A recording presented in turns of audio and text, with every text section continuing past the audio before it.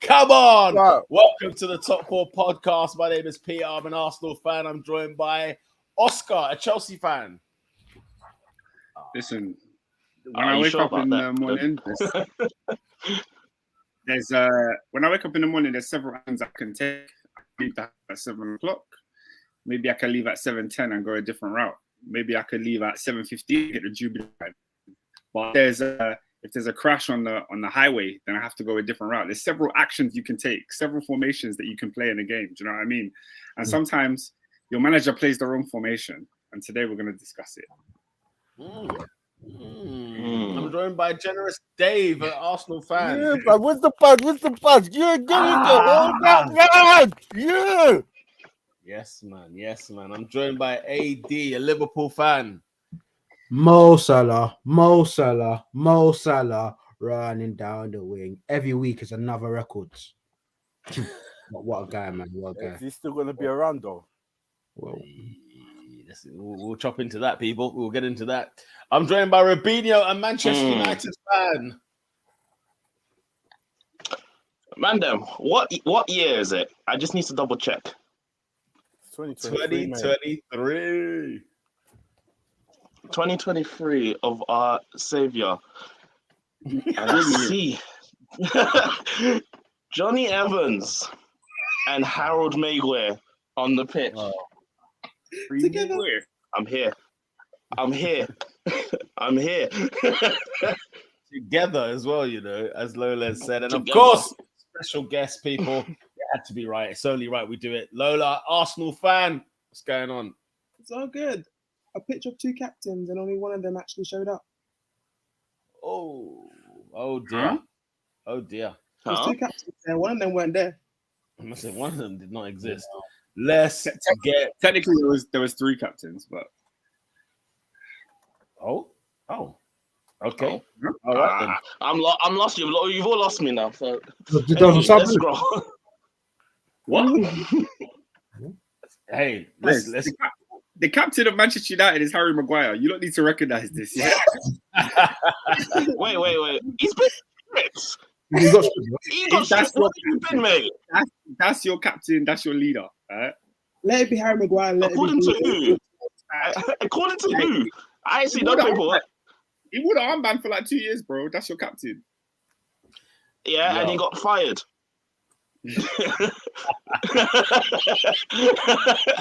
People, we need to get into it. CM Punk. Let's go. You know what we need to do. You know, introduce Adrian. Bro, where have you been? Yeah, he man sang Mo Salah. Oh yeah. All right, cool. You've introduced Adrian, yeah. Let me introduce the commenters, innit? Big up David in the building. He says big up Top. Yeah. Big up Tahar, who says the same thing. Yeah. Big up Miraj, who says good evening to the greatest footballing podcast to air on a Monday night when parents can now say their 2 most favorite phrases at this time of the year. Back to school, there's rice at home. Yes, man. Miraj, don't remind me. I got 6th form tomorrow. Right, you lot are young, you know. Oh, young about building. Jesus. Hey, class is in session. I feel like we're gonna get a few lessons today. Man's asking, what do you teach? What are we doing here, guys? What are we doing here? We're getting a job interview in the middle of the podcast.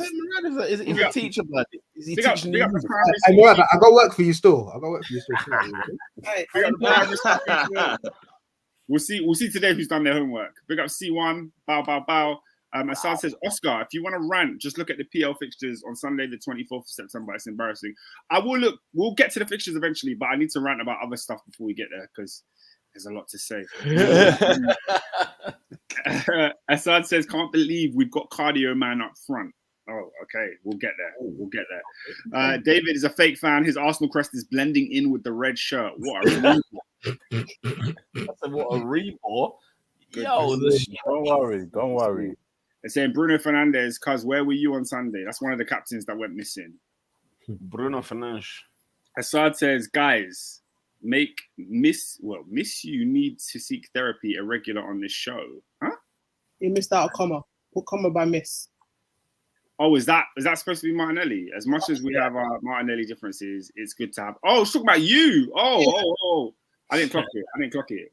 Still ain't proven that he's got therapy yet, so I'm gonna leave that keep going. Your miss, you need to seek therapy. Okay, I'll clock it from now on.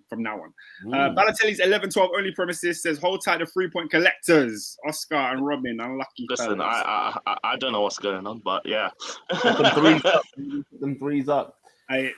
Well, strong pause on this one. Can we even shout out to Peter's vocal cords? Yo, Mirage. The way he gave Brian name when you scored was like something from the off. Made it sing like a canary. Pete, I do have congratulations in order, because at the end of the game, a stroke of genius to play Rice Baby on the time. Oh, it had to be done, John. It had to be done. Fantastic. Fantastic. When I saw that video, I was so proud. C1 is finding it all hilarious. Baraka says, where do I start? Watch Chelsea while doing differential equation homework and environmental engineering. Big man. Yo. Trying to decipher what Pochettino is doing is a differential equation in itself. Yeah. So I feel sorry for you. Assad says, I watched the Chelsea game on Insta Live this week. So did I. Guys, we were watching. I was on Facebook Live. Don't get me started on what happened this week. Don't get Facebook me Live? Facebook Live? I will explain. When we get to that. Tahar says, Peter, you're damn right, Taha. We have to make it happen, my friend. Yeah, Pete, they're asking, how did you maintain composure for the Rice goal? Them ones, isn't it? Obviously, man's working. You get me? You know what I'm saying? I got to, you know what I mean? You know them ones. Obviously, I'm pumping fists when it's happened. And then, by the time everything calms down and the crowd get, back, by the time the players get back to the center circle, trust me, it's a good, 30 seconds to a minute before that happens. Time gets taken up in a goal. So, I got the time. You need to get back on the TikTok videos, man. People want to see those videos. Yeah, I'm going to edit some today, actually. What that Rice celebration would have been, because the Emirates looks popping. I can't lie. Emirates was on fire. Baraka said, Oscar, that space was hilarious midweek. Yeah, I mean, when you're playing in the round 2 of the League Cup, you have to find ways to entertain yourselves, and Twitter Spaces was the way to do it. But yeah, where are we going, Peter? Oscar, it's only right we kick things off at the Emirates, okay? A place that was full of drama at the end. And, Arsenal getting the 3 points. Arsenal 3, Manchester United 1. I'd like to go to Lola first and foremost, our special guest this week. Lola, 3 points, man. Talk to me. What did you think, man? Were they deserved? Does the score flatter? I think it was deserved and the score was flat at the same time. I feel like if you were looking at it on the back chances, you could say Arsenal maybe sneaked in terms of maybe just about sneaked to deserve the win. If it ended a draw, I would have been vexed because it's at home. But it's one of those ones where the game wasn't exactly thrilling for me to be oh no, it was a clear Arsenal should have won it 5. No, it's I think it to the 2-1 as well last week. A 2-1 would have checked out. It was a late. The Rice goal ended, cool, whatever. It's one of those ones where it's corners were kind of our thing. We'll get a lot of them, so it felt like one of them was bound to go in. But other than that, if it ended a draw, it could have been fine in terms of it would have made sense. Shut up. It could have made sense, but I didn't. Generally speaking, I was just more annoyed because United weren't anything special. They weren't anything special. It was just kind of they got a ball on the counter attack. Shock, Rashford scored. You know what I mean? There was no kind of. I wasn't afraid of Anthony. I wasn't afraid of Martial. A ghost. Even Rashford before the goal and after the goal, what did he actually do? And I mentioned it earlier about how there's only 2 captains were there, but only 1 showed up. Tell me what Bruno Fernandes did. I saw him. I recognized him once in this game, and that was when Martinelli nutmegged him. It was him and Anthony at the same time, and that was the only time I saw him. I was laughing. That was it. He was just kind of there. It was just a whole. Even the midfield was so did I even notice Casemiro? You know what I mean? It was a game of So United, a lot of United fans were doing this thing. Was oh my gosh, we had the possession against Arsenal. Yeah, you had the possession, but did you touch our final third? Bar when Rashford ran in there, they didn't do anything. It was literally. I was annoyed at the first time I watched it, but on rewatch, you kind of tell it was oh no, they've got an actual keeper who will come out the box, who can actually pass the ball. So if we overdo our pressing like last time, he'll probably just ping it over the top. We let them have the ball. They did nothing with it apart from when the Chelsea guy we got from you guys decided to give the ball away, and then that was about it. Like, so for the most part, it's like I think I think the win was deserved. I think there were highlights, even if you was kind of like balance it on like chances. What is maybe like 3-2 to Arsenal anyway. So it's like, again, the win was deserved. It wasn't like a thriller, but like the way Arsenal love to play the game, the end, you love a late goal. It's almost like some of the kind of Fergie Time magic has kind of like shifted over to the Arsenal bit. It was enjoyable. No, I do hear that. I hear that 100%. I think, yeah, you put a balance on that. What's with the comments? But man said 2-pack. It's the head. It's the bandana. But yeah, I think, you know, yeah, there's so much in this game that there's so many talking points of this game because it could have been completely different. It could have been a draw, as you said. It could have been a United win. You know what I mean? It was a very, very different type of game. David, let me know what were you saying? What was your thoughts on this encounter at the Emirates? Number one, Man United are trash footballing side, mate. Absolute garbage, mate. What's his name? Lindelof. And who was the other guy, your partner? First of all, let me just focus on Lindelof, yeah? And Martinez. I like him. World Cup winner. I'm not going to disrespect, man. Lindelof is trash, brother. He's not comfortable with playing out the ball. We should have pressed them more. Mate, I can't have Eriksen be dominating possession at the Emirates, mate. That's not on me. I'm not having it. Odegaard, Havertz, and things should have been able to dominate that midfield. But no, we didn't. Point number 2. Oscar, I've done my research on Havertz. Awful signing, mate. Awful. And this game proved it. This game proved that. Wait, let me put out the proper team and let me say this guy. Put out the proper team, the back four is correct. Everyone's in their correct position. This guy is garbage. Our first goal, we had to bypass this man because he's an up, blood. Everything good that we did, he got in the way, bro. His position is trash. His position is garbage. The way. I've heard all this talk, off the ball, this, off the ball, that. He done nothing, blood. And then he gets the penalty, and this is such a big moment. Off a penalty, blood. Are you taking the mick, bruv? He's Peter, he needs to be binned, blood. Immediately, bruv. This will define Arteta, bruv. Because first of all, take number 3. My thoughts on Arteta, if you're not ready-made for his system, he can't coach it into you, bruv. He can't do it. David, on that point, do you think it's a thing where just playing the other side? Do you think Kai Havertz is a player that he needs time? Because clearly, it's at times he doesn't know where to stand, he doesn't know where to press. There's times where people want to give him a give and a go, and he's giving it whilst they're gone. Like, do you think like it's a thing where he just needs a month, 2 months, maybe even half a season just to get to grips of what Arteta wants from him? Because he is getting into the box.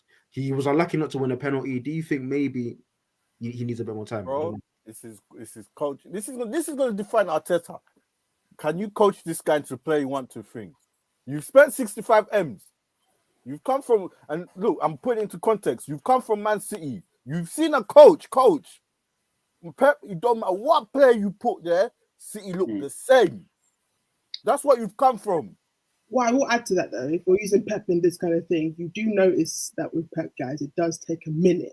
Don't get me wrong, I don't love Kai Havertz. Where I'm against what AD said is also he was at preseason. He played the same position preseason. In my opinion, he was dead in preseason as well. Well, I'll give him a bit of leniency. 4 games. I personally want him on the bench. Like legit, I want him on the bench. I don't think he's earned being where he is. Like I feel like this man was doing up tactics, talking about how Gabriel shouldn't start in the team.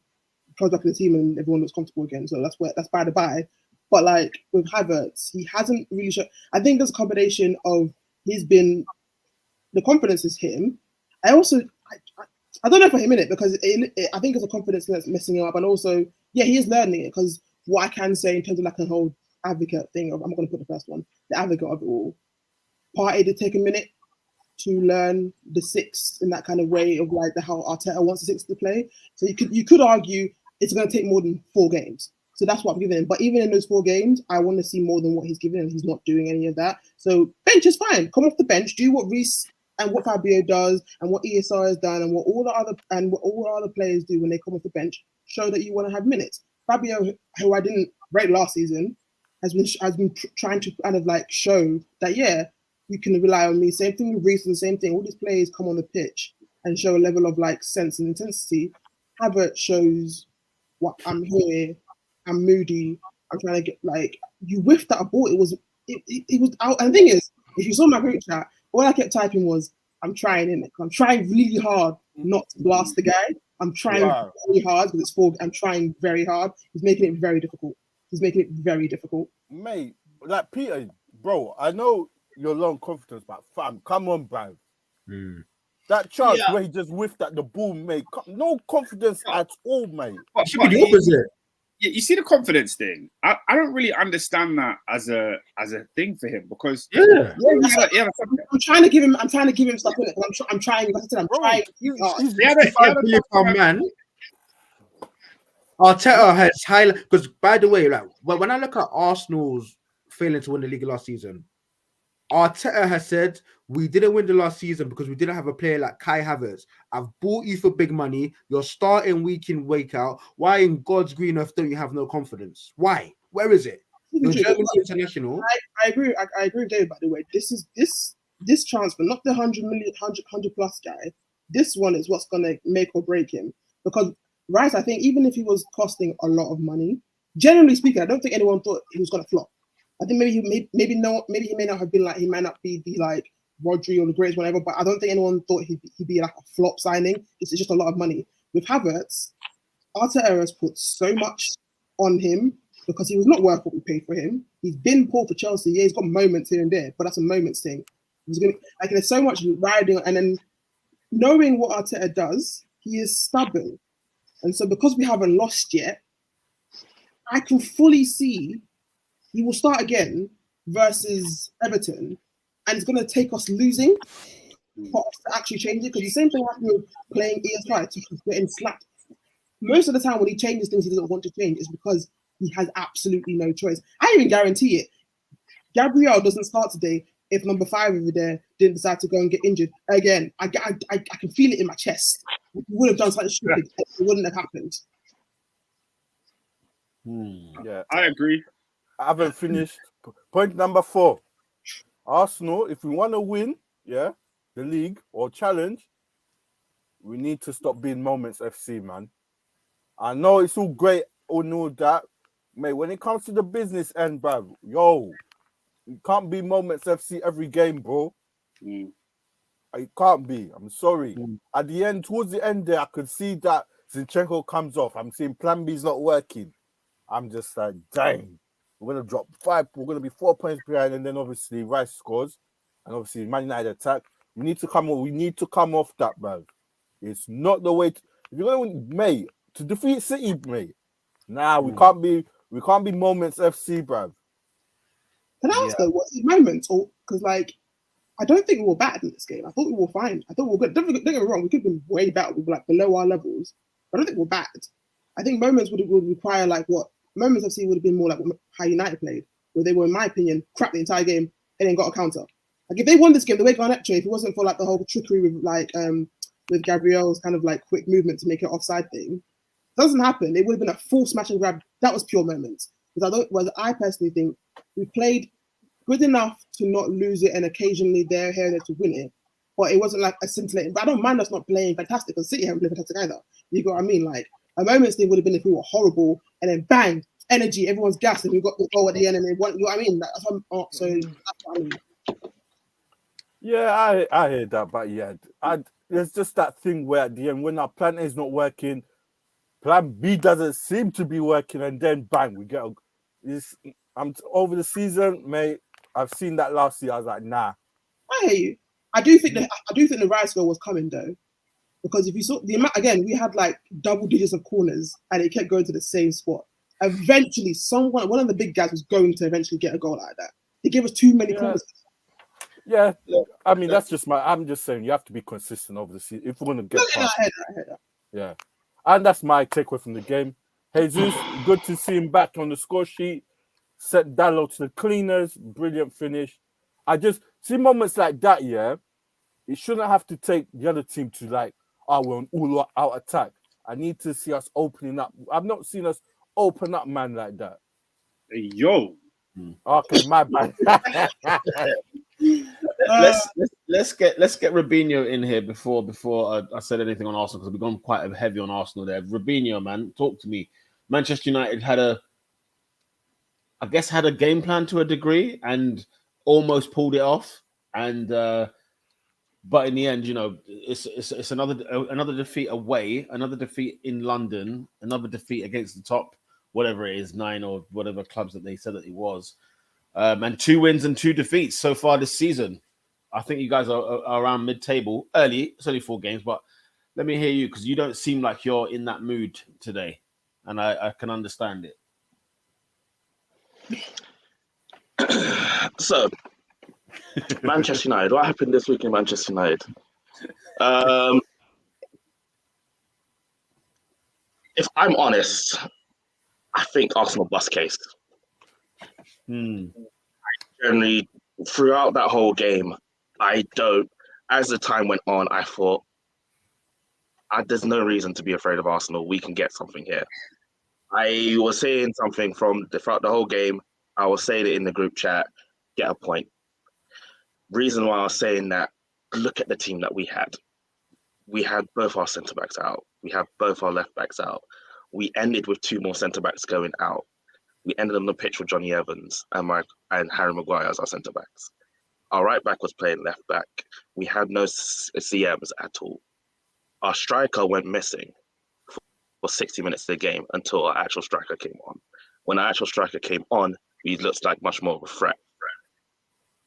So, when I say that, did Arsenal deserve to win the game? Yes, they did. Was it like an absolute thrashing, or could we got something? I don't think so. Not one bit. Looking at the game overall, I believe that Ten Hag had something. He knew that Arsenal had better players than us. He knew that we need something out there. So we needed to get something out of this. But Arsenal constantly had the ball. Arsenal were constantly at the goal. I don't think there's something different. What frustrated me a lot was that we could have done some. Oh, Robinho, are you there? Are you with us? I thought it was me. Oh, okay, nice. Yeah, because everyone stayed. He must have been Everyone really paused Not moving. It's just him. until He must be effing and blinded right now. He's like, yeah, I Hello. What's going on? Can everyone see me? Can you? I can see you. Oh, okay. Literally, as it went 1-0, we lost heads because we was like, oh my gosh, we scored. And then literally Odegaard came back, wonderful finish from him.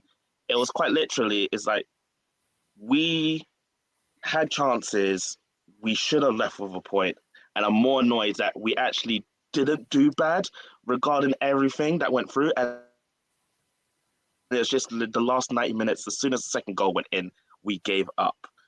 So, in all honesty, I'm not too mad because I feel like it was deserved. But at the same time, you know, it was one of those ones, it's like you feel that you could have got something here and it didn't. It didn't work out in the end. That's how I feel. Am I worried? I'm just like, we've got a new midfielder coming in. Our striker, Rasmus Højlund, looked amazing and actually looked like something here. We just back because if we don't get anything back, we're in trouble. We're in serious trouble, especially at the back there. Yeah, as the game went on, I was just like, this is not the Arsenal that I thought that was going to blow us away. And it made me think, I don't know if Arsenal's going to win this league if you keep playing like that. That's how I felt.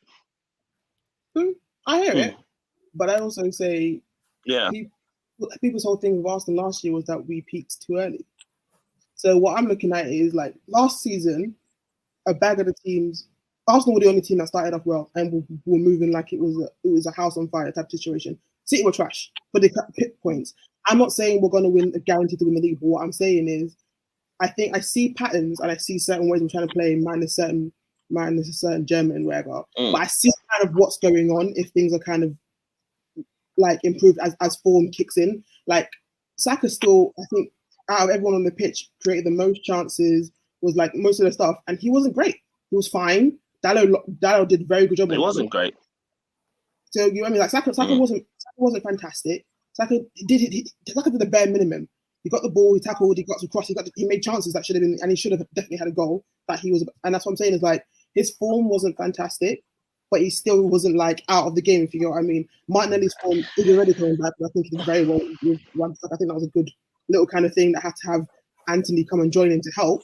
And Martinelli was doing the whole thing was like, I'm not going to get past him. I'm getting a corner or getting something out of this kind of side I'm on. So there's that kind of thing. And it's like where I hear sort of why Robin saying how you weren't scared. I think it's one of the things where because last season we went ham. We went pure for pressing. And I think if we did that again in yesterday's game, I think Onana has fun.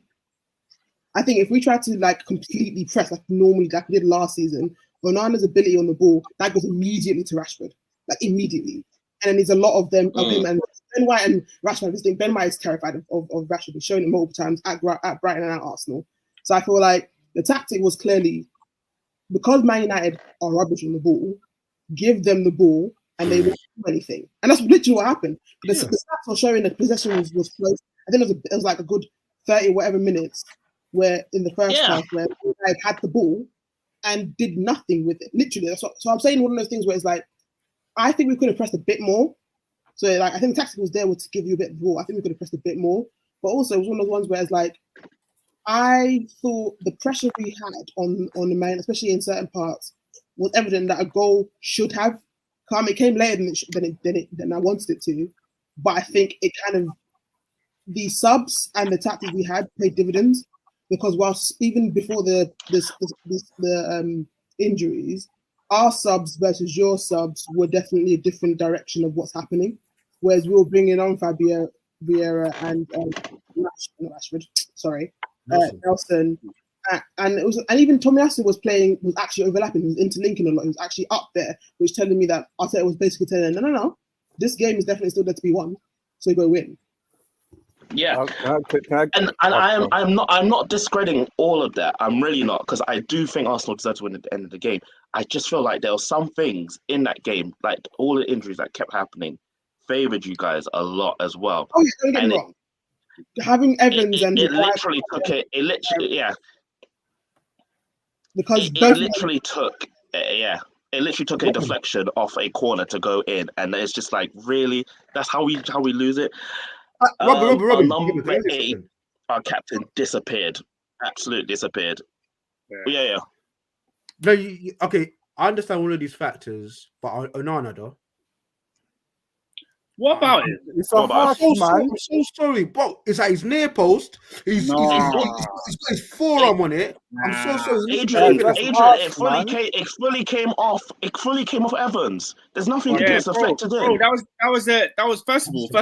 Rice is volleying the ball with no one near him. Yeah, he's got a clear shot at this ball.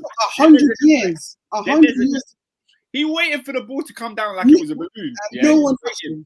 He smashes it. It's then a deflection into someone else, and then he gets a hand to it. Like, I don't really know what you would want Onana to do more in that situation. I will say, I think he could have covered it a bit better. I'm saying he could have done better. I'm not disparaging him completely. I'm saying it hit Evans and it hit the post. So I'm not saying it's like all in him, but I'm saying near post goals are always going to look a bit more look bad on keepers. They just are because things shouldn't go in there.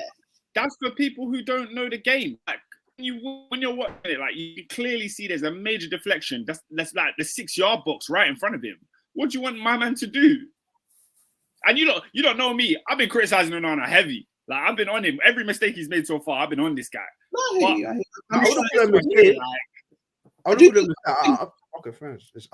it's the same. It's almost similar to like I think people who are trying to pin the Rashford goal on Ramsdale. I saw it and I was confused. No, that was a finish. No, that's what I'm saying. It was a fantastic goal. I'm not saying that. I'm saying, but I saw it and I'm like, I feel like you guys are trying to go for the keeper here. Like in terms of like who you're blaming, like blaming on Nana, blaming on. I feel like you're trying to. When, in my opinion, in both cases, defenders did poor. Like realistically speaking, Ben White should be way closer to Rashford for that goal. I don't know what happened or whatever. Both Ben White and Saliba kind of messed up there. Yeah, there's two of And them. then Evans and Maguire, because don't ignore the fact that Maguire was doing nothing by there but putting his hand up when the goal went in from Rice. Both of them were doing nonsense. Anyway, can I give a shout? Can I give a shout out? I need to give a shout out, to Gabriel, because I'm always on him. When Højlund came on, he's learned his lesson on how to defend them big man that love to get physical. He didn't get spun, and so I have to give him. I know Peter's always on me on getting onto. However, there's no penalty. Don't try that. Because I'll say Højlund was given the business, and no, if I'm honest, it should have been a penalty. No, it should have been 2 red cards this game, and it should have been a penalty. No, it should. It should be. I think it should be. I'm not involved in that one. No, I'm involved. Peter, I was shouting at Gabriel. I will tell you this for now. Lindelof should have been sent off. Bukayo Saka should have been sent off, and it should have been a penalty. There was many things in this game. I said, what is going on here? I would disagree on that because in any other game, maybe where I'm looking at is Saka one. It depends because that one, if it was Saka doing direct, if it makes sense, if he directly did that and wasn't fouled beforehand and lifted off the ground when he was lifted off the ground and he was fouled, and then that can, you get what I mean? If that didn't happen beforehand, I'd hear you. Listen, Casemiro got sent off for less, so that's why I'm just what's going on here? Here's what I'm saying. Because Saka was already fouled first and it was already blown for the foul. That's what deep it. We got the foul for that. Remember, we got the free kick for that. The thing it happened after. It was one of those things where because they affected him to do that, he got the yellow card because it was a bit of a thing. But that's what I'm saying is if Saka wasn't fouled first, it probably would have been a red card, and I wouldn't have been mad at it because the studs were there. But because he was basically lifted and fouled beforehand, I can see why they gave him a yellow. With the freaking Lindelof thing, my man hit his head with his foot. He kicked his head and then scissored him. That is a red card. Didn't happen. But in me, that's what happened. Is what it is. Wasn't given a red card. If we're doing red card for red card, it's a balance. Is what it is. The Højlund. It's balance. It's balance. I agree. As I said there's a lot of calls that happened today. No, what I'm saying with the Højlund one now, what I'm on to is the Højlund one. That's not a penalty because you know why? Because Højlund grabbed his arm first. If you're gonna lose the ball, because watch it back. Højlund loses the ball. He then grabs Gabriel's arm first, and then Gabriel engages. What's he gonna do? Just let my man grab his arm? No. So then by that point it comes 50-50, and you fight. If you lose it, you lose it. Just hold it in it. You learn next time you fail to see if you learn how it comes from. But that's how it was.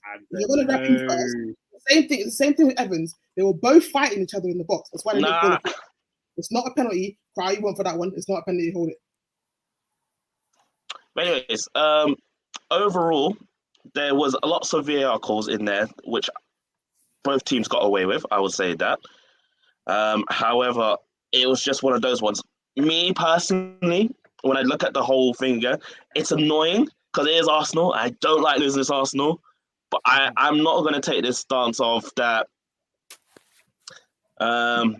That United were blown out of the water. I'm not. I think we did a lot better, and I think there's a lot more praise that needs to be done on certain players.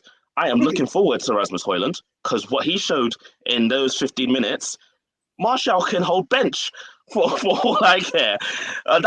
He showed a lot more. All I did, literally. He used to hold it immediately. So I'm looking very forward to him because he was a very bright spark. I'm getting a new CDM as well, so I'm looking forward to Casemiro not being on his own. And then hopefully we can have some defenders back after the time. Because if I repeat again, we ended the game with Johnny Evans and Harry Maguire. We have no centre backs before. We have none. So as much as it's just hard. So yeah. Let me ask you, Robin. When you say you guys did well, are you saying you did well in comparison to last year or in general? I would say we did well in terms of what was coming. So everyone thought that Arsenal was going to blow everyone out the water. And I thought that we did well in terms of improvement last year. Because let's be a fact, we're a crap team, as David said. No, but I asked you. But with the crapness that we have, with the crapness What that did we you have, do well? we did What well. did you do well? No, Robin, that's what I'm asking you. If you're comparing it to last year, Sounded like Sheffield United. That's what, yeah, that's so what if it's doing. you're comparing it to last year, it's not difficult to be better. That's Yeah. what I'm asking. And if you're comparing it to this game, what did you actually do well? Because like I mentioned earlier, I think with the plan was to leave with a point, and I think just soaking up all the pressure and all the goals that we did that quite well. no, I but if think, that no, was I your think the plan, game plan was to leave the point. but what I'm asking you, if that was your plan, then you failed. You didn't do anything in the game, and you almost won the point. You didn't. You lost 3-1.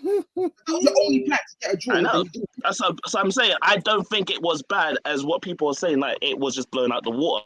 Are people saying that we were put to the sword? I'm like, no, watch the whole game. At least So that's the same. I agree with that to a degree. Like, No, but yeah, United, Yeah, I'm like, no, watch the whole game. they were in the game. Like 3-1 looks like they were blown apart. From what I saw, it was a lack of quality from both teams, isn't it? Arsenal were not at their. The goon is not going to get his piece. Is that what we're doing? Is that what we're doing? I'm letting the Chelsea man come You in. died. You left. Peter, You left. I left when you went in. You went and took a breather for 15 minutes, right?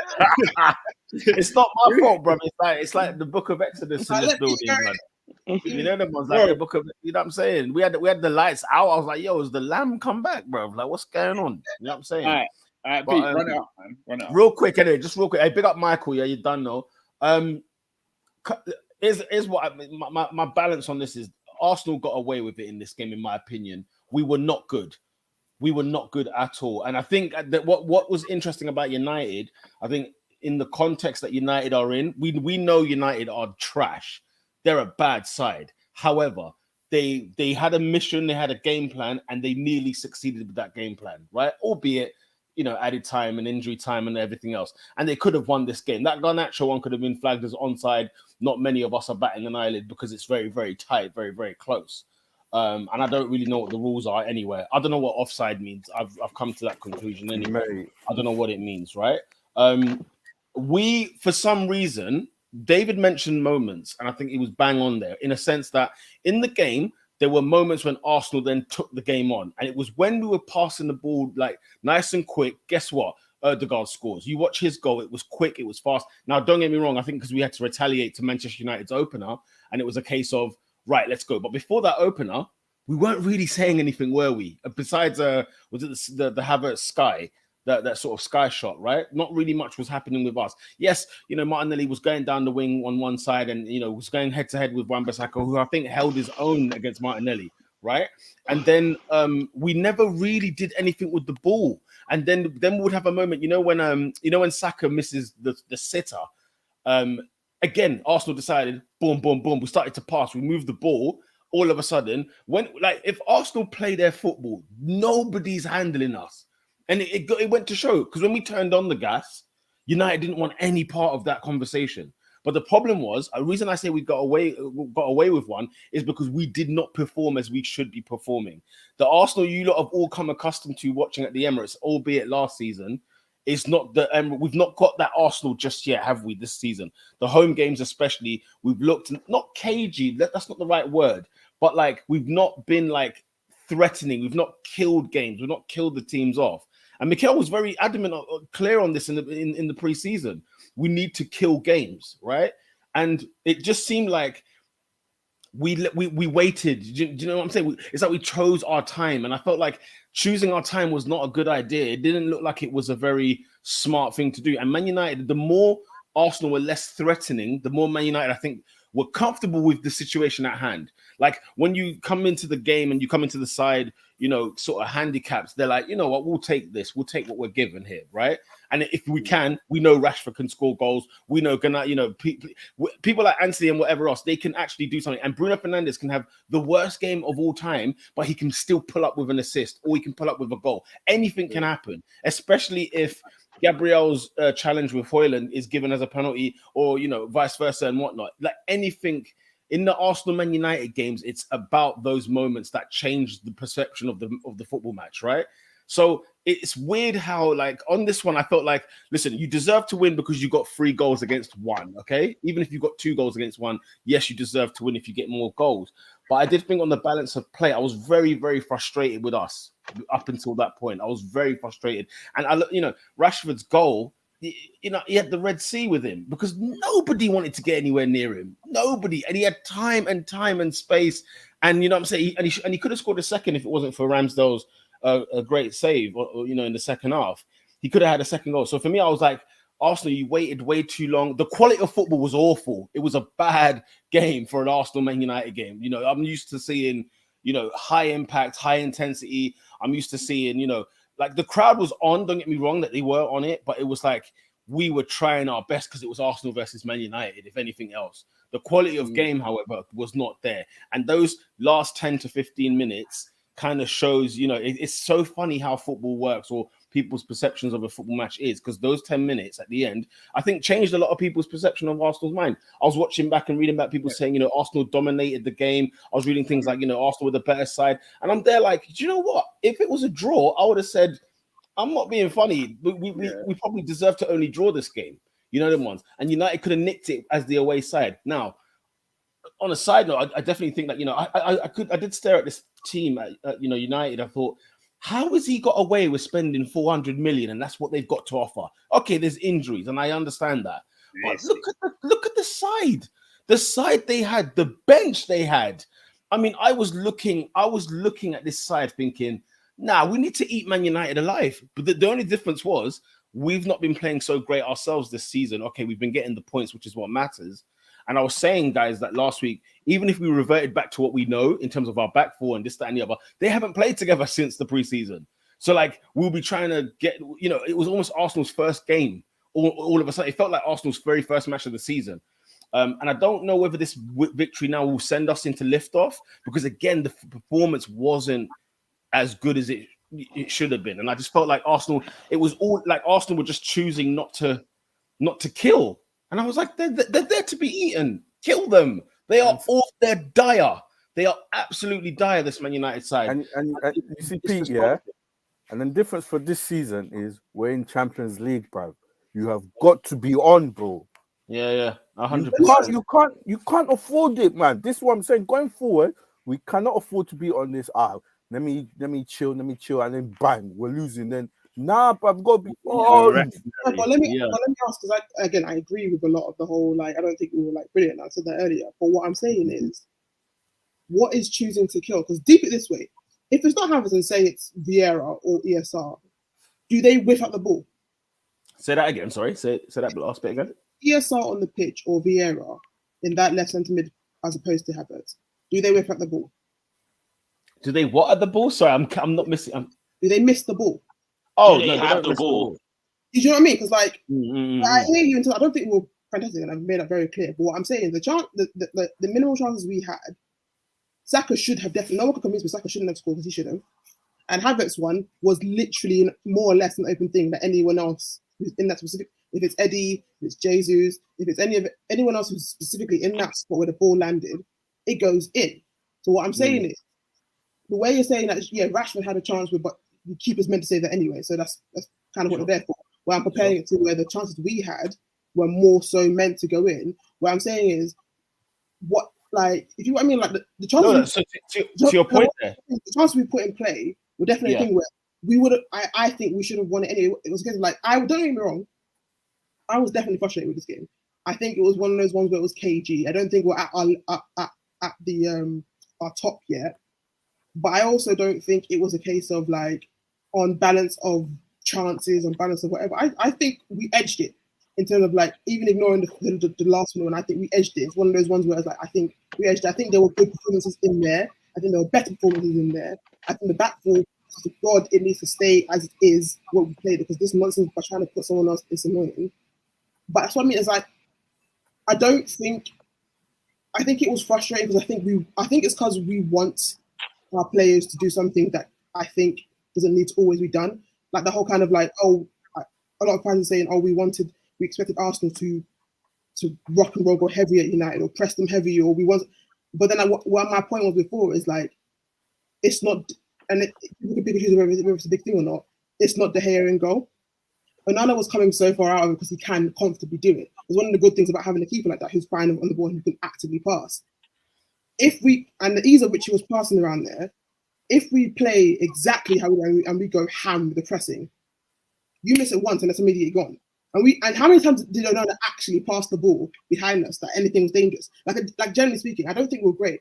But when I'm talking about the kind of defensive performances, there was not one period where I was terrified of Rashford, who's the only one scary, or the entire Man United system, except when Havertz messed up and then there was an open space and then pass went through. That was literally it, and it was from Havertz being bad. You know what I mean? Like, I'm not saying we'll fantastic or anything like that, and I think we can definitely improve. But what I'm saying is, where I'm looking at, I'm thinking the game, I think, was a case of Arteta said, I know how they can't play. I also know what strength they have. If I play it set up in a way that nullifies that, then it's calm. Because there were times when we were pressing. Again, like I said, we could definitely be better. And there was something, and it actively worked. We isolated their players. Wan-Bissaka was having to play freaking Zinchenko roles from United. And and you look at it, it was like, they had to try and use someone who cannot do it to try and implement. That's what I'm looking at. We forced it. We forced them to ignore players and force players who can't do things. You know what I mean? Those kind of things. Okay. You said a lot there, and there's parts of that I want to dissect, because you were saying that it was an edgy encounter, and I agree with you, and that's the problem. This game should have never been edgy in the first place, right? And as you said about Havertz, I know what you're saying, your points on Havertz in terms of, had it been ESR, had it been Vieira, how would we have played? And for me, I feel like, but when Havertz was still there, Arsenal had moments where they played quick. My point is, in terms of when I say no, as in look at the chances that we missed. If you watch back the highlights, you look at the chances we missed. They all came from moments of we turned on the gas. Went to United. Say again. I pointed to Havertz because I feel like he wasn't involved. No, I'm saying even when he was on the pitch, not saying he contributed necessarily to it, but as in, regardless of the personnel, Arsenal know how to attack at the Emirates, and you and I know full well we got used to a certain taste last season of how Arsenal play at home, and that taste decided to go away this start of the season. Now, yes, because we were chopping and changing things, we were playing all different kinds of players in different positions. We've got new players in there, but then I saw Arsenal in moments beat Arsenal, and I was like, wait, so you can do this? So what's going on here? Why are we not having, Man United are dead food. They're dead food. And yes, the occasion is what it is. And yes, Rashford, because of the quality, they can prop up at any time. But, you looked at when I saw Martial there, Gabriel forgot what there was a game on, because when Højlund came on, somebody finally ruffled his feathers. Oh, yeah. He had no idea. Gabriel had no idea he was playing a Premier League football game. He thought he was playing the friendly in America with Man United until Højlund came on and said, yo, doggy, welcome to the Premier League. And it's like, no, brother, welcome to the Premier League, okay? And he looked dangerous. United finally did something with him. And, people... Casemiro is like the best creative player, by the way. It's bizarre. He was everywhere in the midfield trying to create something for United. Honestly, go watch Casemiro this season. He's been the most influential player in midfield. It's madness. But yeah, so my point is, in terms of, like when you're saying, Arsenal don't necessarily, when I say kill, I just mean, bruv, I got used to a taste bud that Arsenal played at home, regardless who it was. And regardless of the personnel, that's what makes it even funnier, is that the players know how to play the football. They know how to do what they're doing. If it's just because, it's early season, it's brand new, we've been chopping and changing a few bits here and there, I can forgive them. There's no issue there. I do genuinely think, though, that United were good for their standard. You understand what I'm saying? They weren't good. They weren't a good side, period, but they were good for. Look how bad they've been. This is probably their best performance this season. You understand what I'm saying? That's their best performance this season, right? That's how bad United are. But if they came here, it's not violation. Robin will tell you the performance. In terms of the, like the level head, the structure, and to your point about Onana, right? They're getting used to a player like that. They're getting used to a goalkeeper who plays high. You know what I'm saying? This guy was off his box for I don't know how many times at the Emirates. You know what I'm saying? So and Bissaka going into midfield, it was like, okay, this is something that's going to take time to oil into place for Man United. He may not be the defender to do so, but there was clearly a thing of like, this is how we're going to approach this game.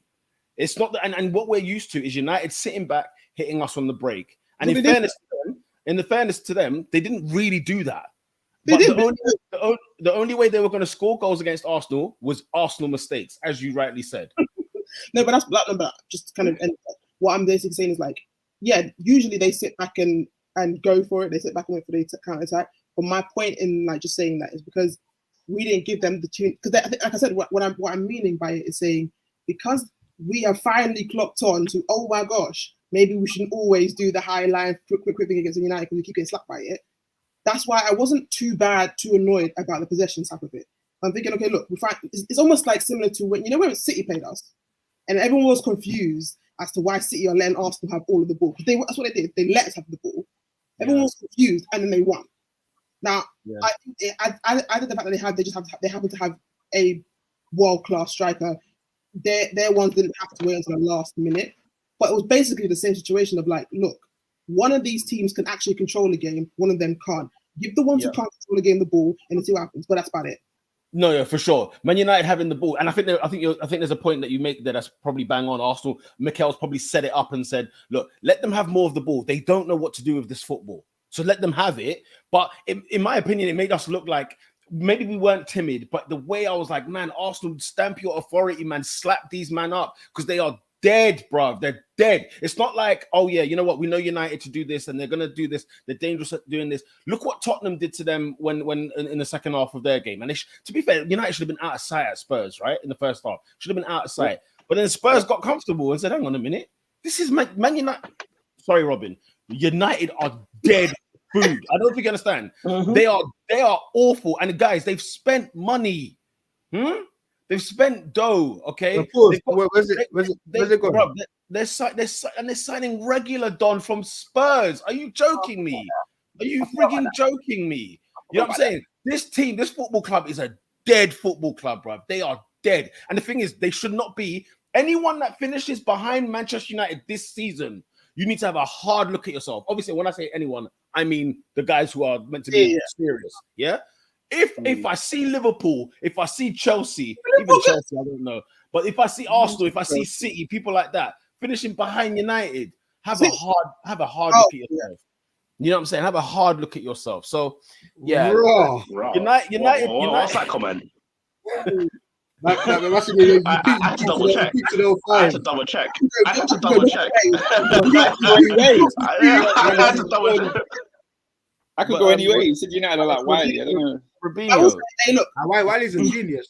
I will say that the difference is though with Saka, I think he was so used to and was expecting the freedom that Luke Shaw always allows him. He was shocked. Yeah, because Dallo was like, "Nah, I'm actually disciplined." Yeah, he was very disciplined. So it's like blessed in disguise because I think Luke Shaw's there. We went earlier. You know what's funny, Lola? I think everybody at United had a job to do. They had a purpose, and a lot of them fulfilled it. Bruno Fernandes didn't really have that purpose because it was a case of like. But the thing is, it looked like it was like when it comes to you, go ahead and do something. Yeah. But it looked like certain people had assignments. As long as you stick to these, Wan-Bissaka had an assignment and he did well in that. Dalot had an assignment, they did well in that. Even Lindelof, who was ill, by the way, playing ill, he still had an assignment and he still didn't do as bad as we normally expect him to be. A lot of these players had things to do. And that tells you, by the way, that tells you that, no, I'm saying if a player is ill and they still play you above Harold Maguire, that tells you something. We were cheering him on. Playing ill we have a song for him. We got a song for Maguire. I'm so sorry for Harry Maguire. In terms of this, is like if the opposition is cheering your name, why are you still like? Come on, man! Your career is cheering him on. He chose to stay. Deeper. We weren't even winning at that point. It was a draw, and because you come on, we're still enough time on. We're cheering. That's bad. Your opposition is cheering you coming on the pitch. Yeah, and I think that's unfair. I think Harry Maguire gets treated way worse than he is as a player. No, definitely. But I'm just saying, in terms of like his career, I'm saying in caurier-wise, I don't think it's as bad as it's been. I think it's not that bad. United have Man United have two Leicester centre backs at centre back. They got two Leicester centre backs at centre back. Manchester United. But I'm just saying is like if he has any self-esteem or any just sense, he had opportunity to leave. And he chose. That's why I'm looking. That's why my sympathy for him is capped. Lola, we accepted a bid. We accepted 3 bids for Harry Maguire. If I'm Maguire, I'm staying put. Let me be very clear. That's his fault. No, for the money.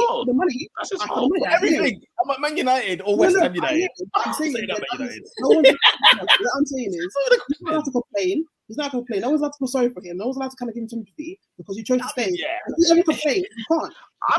I'm giving him zero sympathy. We Guys, told we've him got to a song leave. for him. He chose to We've stay. got- That's we've got his a song fault. for him. Guys, We've got- all I'm saying is this. We All I'm chose saying him is to this. leave. Harry Maguire under David Moyes, that's a team of the season player right there. You know what? You know what? Brute, like proper brute. I hear it. We said yes to West Ham 3 times. He chose to stay. Listen, Guys, Oscar, the We state said of Man yes. United is this, yeah? They've still got Eric Bailly in the squad. That's I hilarious. see his name pull up in the squad. I said, come on, he Eric can't still Bailly. be there. Eric Bailly. he's still Come employed on. by Man Wait, United. wait, wait, He's hang on on, the hang on. payroll. He's on the payroll. And he didn't make the So- team. No. What? Wait, I don't understand. Man United spend so much money. Where does it go? Oscar, where is it going? Oh, Oscar, it's a fantastic question. It's a fantastic question. Sorry, Robin. This is my favorite subject. Man United's finances. It's something I could go on all day long because I remember me and Ernest have had battles where he tells me they're broke. Look at the money Ten Hag has spent. Do you know where he went? He He went on spent 400 million. Check the stats. a chunk of it went onto the right wing. Who did what in this? Who's done what in his entirety time? No. Who seems to- No. And by the way, no, because you said right wing, right? There's an 80 million pound piece, and I'm pretty sure there's a 75 million pound piece who's publicly called out by his manager. We like guys, we have to break it down. We have to break it down. We have to. It's my favorite subject. Manchester United's finances is my favorite subject in football. Peter, I need to break down one specific element of it because Ten Hag came out and spoke about Jadon Sancho. Wait, hang on a minute. Not being He caught a bullet for no reason. not being a good trainer. Yeah, apparently he didn't train hard enough. Sancho is releasing a note statement the evening of the defeat. Yeah, he responded quick, like You know what? straight away. Oscar, that was the Kennington man. Them they hollered and said, "Don't have that, blood. Don't let him chief you up like that." Yeah, because the fact that he put out a comment the night of the defeat, No, hours after the interview. No. Oscar, that's the man them calling him up. That's the Kennington man them. It's hours after the interview. It's days after the window has shut. It couldn't be worse timed. Like it couldn't have been worse timed. Who advised him to release this? Who? Bro, It was what? the man them from Kennington, the guys from Kennington Park called him and said, "Don't have it, blood. Don't let him chief you up like that." And he's come out tweeting. He's come out with the notes. So here's my thought on the matter. I agree with Cesar Sense because let's keep it a buck. Last year, this manager defended you left, right, and centre. He allowed you time off. He allowed you to go away and do certain things. When people are asking you for last season, saying where is he, he said, "I am looking after him. We're looking. He's gonna come back great and strong." This season, when he come back, he's not done a lot. If you look at the game on yesterday versus Arsenal Manchester United, would Sancho be the game changer? Not really. And that's harsh. It's harsh. I don't think so. No, shall I tell you why? It's not harsh. Tell a lie. When he came on against, was it Forest? I've seen him come on and change the game.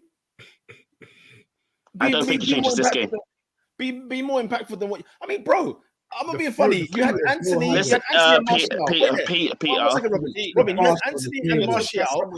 If Sancho comes on, he does better than Anthony and Martial. We agree with that. That's not the assignment. That's not the assignment. That's not the No, but that's assignment. the assignment. Does he change the game? The assignment No, is not to be Peter, better than what's there. The Peter, assignment is to change the game. I hear that. If it was up to me, if it was up to me, I would play Amad Diallo. But again, injured, can't play. Over Sancho. So, Yes, talent. I'm ready to over talent. both of them. Nonsense. No, guys. There's an agenda against Jadon Sancho by Ten Hag. There's an agenda. No, so Shall I tell you why there is? Because look at the reasoning he gave for Sancho not being in the squad. No one's going to tell me that Anthony Martial, whoever else you want to throw in that pile, are training harder and better than Sancho. Why not? Come on, guys. Oh, yeah, Wait. Can I ask you a question? Wait, hang on one second. Can I ask you a question? Do you, man, believe actually what Ten Hag is saying, or do you not think something else has kicked off? I think he saw something in training he didn't like and said, turn it in. I'll No, you- turn it in. There's nothing wrong with feeling that. Yes, There's No, nothing I wrong with agree, but thinking that. I agree, but you don't believe that, surely? No, Peter, He's the best player in the preseason. Peter, What you happened to him in the preseason? you brought up Martial and you brought up Anthony, and we're talking about the training. Dead Don't get me wrong. guys. No, Dead don't guys. get me wrong. In match day, whatever, nonsense. But I'm adding what's his name, Sancho to this. I don't think he's been great any other games either. You can tell me he changed something against Forest. I don't think it was great, but whatever. But if the focus is on on Ten Hag's words was about training, it's very plausible that Martial and Anthony train better. They're not better. They may not be better players. Ain't no thing, man. You can't buy it. No, say what I'm saying. Saying it. What's the thing about Havertz? They also said not Havertz. What's my Hazard? The whole thing was that he trained crap, but he played well. But you, no, but what I'm saying is, you get the benefit of the doubt when you play on match day and you're phenomenal. Yeah. Sancho has never been phenomenal, so you can't get away with doing below par training. And like I said, But the other two ain't. I'm with you guys. and Peter, you can't have a vendetta. The man protected him throughout the whole last season and big. Nah. Guys, You No, don't, Peter, don't, why would he go out of his way to tarnish Sancho Because over the other two? that's what I'm saying. It's an agenda When thing, he cuz. was back to him a year before. I don't Why think does it's an agenda. he have an agenda? Because check it. Not even that. Why did he wait until the I window protected you. Brother, Daniel Gore was on the bench. Hannibal Medbury was on the bench. You can't regular Don on the bench. You can't tell me. You can't tell me, blood. These are that different. men These are here different are doing more positions. work. These are different What positions. I'm saying is, you've got Sancho not in the 18. No, No, guys, yeah, I get yeah. benching him. I get benching him. I get. what I'm saying. Do you know what I'm saying is He's being diabolical. you can lean towards Ten Hag, but also think about it. The window is closed. Why would he wait until now if he's an agenda? You could have done this earlier. It kicked him out time. He did it with Ronaldo. The window shut, and he was blatant with Ronaldo. He was blatant with Ronaldo. So, Bro, you know so what's gonna happen, guys? You know what's gonna happen? Don't forget, the I'm gonna Saudi ask window's you, I'm gonna open, ask and you. they might terminate that contract. You never know. They have No, Pete, I'm gonna ask you. I'm gonna ask you. Kai Havertz starts over Emma Smith Rowe, right? Mm-hmm. You think Emma Smith Rowe is training harder than Kai Havertz? Bro, you know my thoughts on Smith Rowe. There's an agenda against him. My manager, Robin, is number one at this. Mesut Ozil, Aubameyang. You've seen me back it to the hill. So trust me. The fact that I'm even calling it on Sancho is because I lived it. I've lived it with two. And of my guess what? players. The manager was right both times. No, he wasn't. Because Aubameyang, without Aubameyang, it cost us top four. And Mesut Ozil was his best creative player before he dropped before the pandemic. Don't do that to me, Adrian. Don't do that to me. Because we lost the top four because there was no striker. He was off. Do you know Aubameyang left in January and finished our top goal scorer that season? Leave me alone. Have you seen what Arsenal are today? No, agreed. Listen, agreed. It's like Conte and Costa. I always make the argument. Conte hated Costa. He said, "Listen, bring me the title. We will talk in the summer. See you later, mate." You know them ones. Like you can manage the situation for that period of time. You don't like me. You don't like exactly. They were dissing each other's mums. Like, and he got him the title, and then he was sent by text to leave. So what I'm saying is, I totally understand Caesar sense here. What you might think, rare. I lived it. This is why I know what I'm talking about with this situation. Believe me, it's nothing to do with the training. BS. Believe me. You know, Peter, yeah? You know, Peter, he might have won me over, you know. He might have won me over. Oscar, Sancho was playing. I'm sorry. If he's on the bench, if Sancho's on the bench, I'm with you, man. Yeah, maybe the training and Smith Rowe makes the bench. You know what I'm saying? Like, I'm with you, man, on that. I'm sorry, Pete. Like, listen, the man defended him. The man was there for him. Did you not tell me he was your best player in the preseason? He sent him to the mountains to find God, right? Literally. Just to make sure that this guy is great and come back mentally. The guy has looked after him. Well, I am more inclined to believe him that saying, listen, he just wasn't good enough in training because the guy protects him. You don't just go from mad. Not in the squad. Brother, do you know who's above him? Garnacho is above Sancho. Let's keep it a buck. That's why he goes. That's why Anthony comes off, and Garnacho said that's why he's on the bench. In the other positions, I'm not saying he should be playing for Manchester United. He should be starting for Man United. I'm not saying any of that. What I'm saying is, let's go on.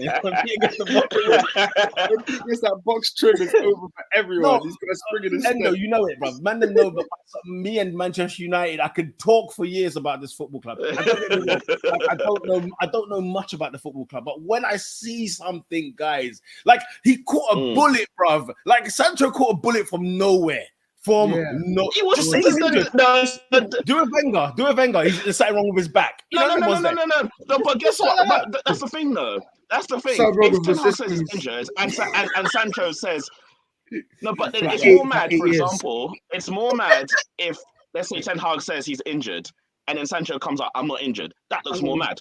Yeah, so, but then it looks more mad. Then we can have that conversation on Sancho. The fact is that both people have come out with the gun, and now I'm trying to stick it on both. What could Sancho's gun possibly be? Say again. What could Sancho's gun possibly be? Like, if the manager says you are not training the way I want you to train, what can Sancho possibly say to that? No, Oscar, you can say. I'm not agreeing with. I'm telling you like that since I got here. No, you know what? Yeah. What's it called? How can I put it? I'm not Team Sancho on this. Believe me, I'm not. What I'm saying simply is this, yeah, that players and managers will have rifts all the time. There will be beef between player and manager and all that kind of thing. It happens all the time. And guess what? We don't see it come out like this. We don't see it fall out of play. You just see the guy just disappear. We ain't heard a word from Pepe. We ain't had a word from Pepe. Pepe is a. I'll tell you about him in the press eventually. He's in Kilimanjaro at the minute. So like, it's crazy. I think this is similar to what happened with us. Listen, the same thing happened with Pep when he said to Kyle Walker, he's not trained good enough, and nothing much has happened. He still plays. So I'm just like, listen. Same thing with Phillips. Same thing with all that. Yeah, he literally called out. He said he's not full enough. So when Sandro says, let me ask you this. I'll ask you this, yeah? I don't think Sancho should have done that. We agree. What I'm saying is, do you think what Sancho said then is false? Because somebody's lying. Ten Hag's saying he's not training, and he's saying don't believe what you read. So what is going on here? I think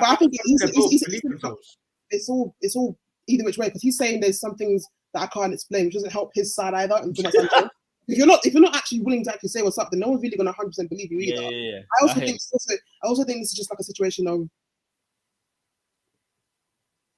guarantee. Like, even though I didn't personally back the way Arteta came for Aubameyang in the press, sure. But I think it's one of those things that happened where things probably happened long enough behind. He got annoyed and he said, "I bun it. I'm saying it." I think the same thing's happening with Ten Hag. Is like, look, I sent you to the mountains. I protected you, and this thing, and you're still not doing like AD said that before. This is how maybe he was training the entire time. Maybe Ten Hag said, "Okay, cool. Maybe he's learned. He's been doing better. Maybe in preseason, even in preseason, he was doing something better, and then he regressed back immediately. He got annoyed. And so he's like, you know what? I'm done. I'm annoyed at everything. I'm letting the gun go. It is what it is. See what happens."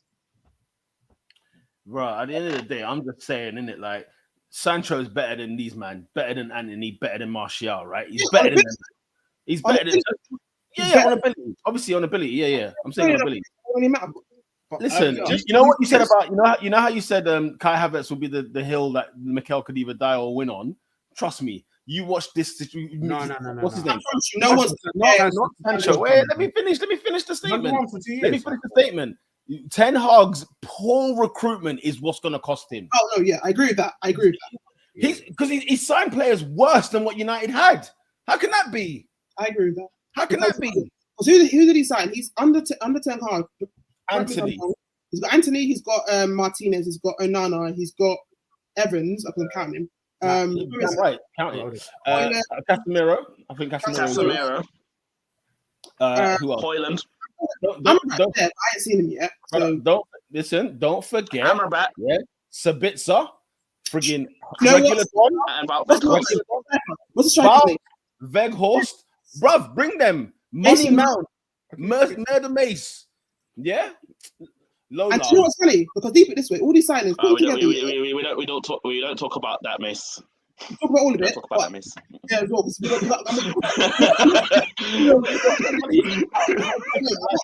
not going to say his name. All I'm saying is, every document, every press was saying how he fully wants him back. So I'm adding that to the pile as well. He was begging. So So we're gonna add that to the pile as well. Listen, There is a certain part, Yeah. not the whole club. Do not bring me into this. Don't bring me into this. I'm not there. Robert, you would have taken 18 league. They are not. You'd have taken They are not in this continent. The people are saying it are not in this continent. That's all I'm saying. Not in this continent. You said it from Abuja. I'm just saying, he wants to what I'm saying is all those signings, they don't even make sense together. So I'm confused about why he's signing them. They were just random. Where's the Dutch left back? Where's the Dutch left back they got from Feyenoord? Where is he? Injured. You know what I'm saying? Where's him? Injured. He's injured. He's injured. Is that what it is? But Peter, for the last 3 pods, I've said we've got no left backs. So why did you buy regular Don? Why did you buy regular Don? Because we got none. We got the. Do you know what's funny about regular Don's contract? You know what's so funny? So we were supposed to get Cucurella. We're supposed to get Cucurella. That was the plan. But then Chelsea played him on Wednesday night, which means she got tied. So if we get him, we can't send him back. So literally, regular Don's contract is literally as soon as Luke Shaw and Malacia are back, he's out. That is literally his contract. So apparently we were singing at regular Don when he was warming up. Even Tottenham think you're S. That's when you know. That's when you know you're not allowed to be here. When you're universally not rated by both North London sides. So overall, I think Ten Hag's signing system personally is 50-50. Sometimes very good, sometimes so it's literally. It's 30-70. It's 30-70, man. It's not 50-50. But also, because we don't know yet. We don't know yet about Højlund and we don't know about Amrabat yet. So we need to wait for those to come through. And then if it comes back, I agree with you. But anyway, the rest, the thing is as well, the rest is hella. There's hella that we can say. The other thing that we're missing out here, though, because you know what's funny, the criticism of Ten Hag's recruitment is masking a bigger problem that people need to have a conversation about. Because wasn't Ten Hag like the next revelation? Wasn't he the man that was going to change Manchester United? The Ajax, man, you know what I'm saying? We're going to get the Ajax, man, you know. No, Oscar, don't clap. Because when I spoke about Ten Hag last year, and he was holding 6, and he was holding 7, and he was holding these games, and I said, no, this guy's not fit to be, he can't even wear Man United's blazer. He's not fit. He's not fit for the job. And I've been screaming it for time. This guy rocked up to the Emirates in 2023. He's rocked up to the Emirates with the 11 he did. Take away the injuries aside. Look at the side he's got. Look at it. Let's say Mason Mount was fit. He's going to bring Mason Mount to the frigging party. Guys, don't on a real, there's players where, you know what, if Ten Hag is about this life and he's like, you know, if you're not cut out for Man United, you're gonna go. People like Bruno Fernandes getting a shirt to this day. They were giving De Gea a new contract. They were giving Luke Shaw's on a 5-year deal. Get the hell out of here, man. That wasn't Ten Hag's fault though. Oh, it wasn't. He's the manager. He's the manager. It wasn't. But these contracts were signed. Remember, the thing is, you were getting onto him about re-signing De Gea, and we told you he wanted him out. I'm not on the Ten Hag out train yet because I think it's only been a year and all that stuff. And guess what? He has delivered. He's not going to be the man to change Manchester United. He's not. He's going to fail. He's going to fail. I'm not writing him off yet. I'm just thinking. Why is he in? Why have you written him in? Why is the ink still there? I liked him beforehand, so I'm not going to rubbish him yet. I can't lie. Did you though? I did. I didn't know. When you saw what happened to him against Spurs, did you like him? I like the Ziyech kayak. I like the one game against Juventus and Real Madrid. That's what I like. I like the Van de Beek third man runs. I like that. That's it. He killed Tottenham that day. Remember? I'm not. I thought it was offside. Yeah, so much this. Hey, I just want to say for the record, I'm joining the NWO. Peter's right. Oscar, this guy is not changing Man United how they play. They play awful. They're worse. They are worse than when they were with Ollie. At least with Ollie, there was some entertainment, some excitement. Oh yeah, He's better than Ranić, but Ranić was the sporting director of Lokomotiv Moscow. Okay, you brought the guy from Lokomotiv Moscow as your manager. So yeah, Ten Hag is an improvement on that. But he's not better than the days of second place. United counter attack was deadly, bro. Like you catch deadly. anyone, you catch City, you catch Liverpool, you catch P2 in the table. You know them way there. This guys, you cannot tell me you're buying that product. You're not buying it. You're not buying Ten Hag United. You can't tell me you are. I'm not. I'm there. I'm invested. I'm not leaving it yet. Listen, Bruh, when you're ready as you said, I'm gonna bring it back to you because you told me when we said Arteta out, you said sign the roller coaster. I'm in the roller coaster. I'm there. But wait, Robin. When I said joining the roller coaster, what am I accepting there? Yeah. Defeat. I accepted defeat. I accepted that this man was going nowhere. And I'm saying I see something. Am I going to stand outside the Emirates with my Norwich City scarf and want the Glazers out? No. Listen, I see something, and I'm saying, if I don't see anything more, cool. I'll be on the out. What are you seeing? I see something. The only thing I'll give him is this. I'll give you this one thing. I'll give you one thing about this man.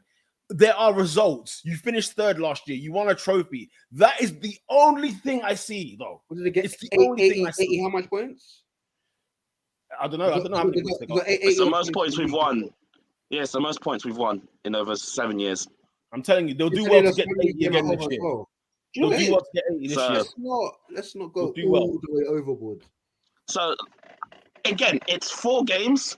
75 points, Adrian. 75. We got 75 points. Anyways, they didn't touch 80. 75 points. 75. Oh, my bad. Goal difference of 15. Look at the goal difference. 15. But yeah, it's 4 games in. It's 4 games in. Hey, guys, they can't do better than what they done last year, can they? No, they won't. They won't. Liverpool will finish above them. Friggin', Jesus. We gotta wait and see. It's early. It's early days. That's what I'm not losing my life yet. Because Peter, remember last year when we started, everyone Robin, your mic in the relegation. What's happening? Robin sounds like Kane. What's going on here? Hey, like the big red machine. Yo, can you hear me? Are we there? Can you hear me now? My name is Robin. All I'm saying, they're giving us Kane right now. All I'm saying is that last season, the man there were comparing us to relegation fodder. I'm saying, calm down, relax. Ernest, wait. You've lost 2 already. There is more than 7 coming. There's more than 7. They lost 9 games. Relax, wait. No, I don't need to wait. I'm going to be on the train and I'll wait for you to board. That's what I'm going to do. Wait for you to board. And when you board, Oscar's joined. Oscar got in at, I'm in London heading to Manchester. He got on at Coventry. He's all right. He got on at Coventry. When Coventry, do you know how much a diversion that is? That's a mad diversion. I'm too cheap to go down the Virgin and Birmingham route. I'm too cheap for that. Coventry, blood. He's jumped in. Birmingham New Street. Birmingham Street. I will be in Burnley when you decide to jump on. It's not that I think Ten Hag is a bad manager. He's just not taking Man United back to the promised land. He's just not the one. He's just not doing it. He's just not doing it. But Pete, last thing I want to say is that Jadon Sancho's statement is still live. He hasn't deleted it. It's still there. What? Delete what? Bruv, he's from the ends, blood. That man there will say his piece and then be done with it. No, but Peter, do they think that's where his head is at? Because let's just say hypothetically it happened to Marcus Rashford, right? He'd probably write some politically correct PR piece. And then he'll get his head down, get his nut down, and he'll say, you know what? You bold twat, I'm gonna prove you wrong. Yeah. I'm gonna be the first one in, I'm gonna be the last one out. There's no way on earth you're gonna stop me from playing for Man United. I hear that. But I don't know. No, you're right. Listen, what he should now do is make What we should do, we should see performances from Sancho that make us question Ten Hag and be like, "Raw." Smoking Like, hot wood. The How thing bad is, was it? Him that- either way, Ten Hag wins. Yeah, Because he wins. was just Yeah, saying- he Yeah, he wins. would. Yeah. No, This is hey, what I listen, mean. Oscar, I if come there's one thing, fire out of him. if I there's thought it one was thing, right, that's- if yeah. there's one thing for a fact we know, the one winner in this situation is Eric Ten Hag. No one is beating this guy. You I can't. don't know about He- that. Oscar, they got rid of Ronaldo. They got rid of Ronaldo, blood. But Peter, they've No, been Oscar, they've think been about to- that.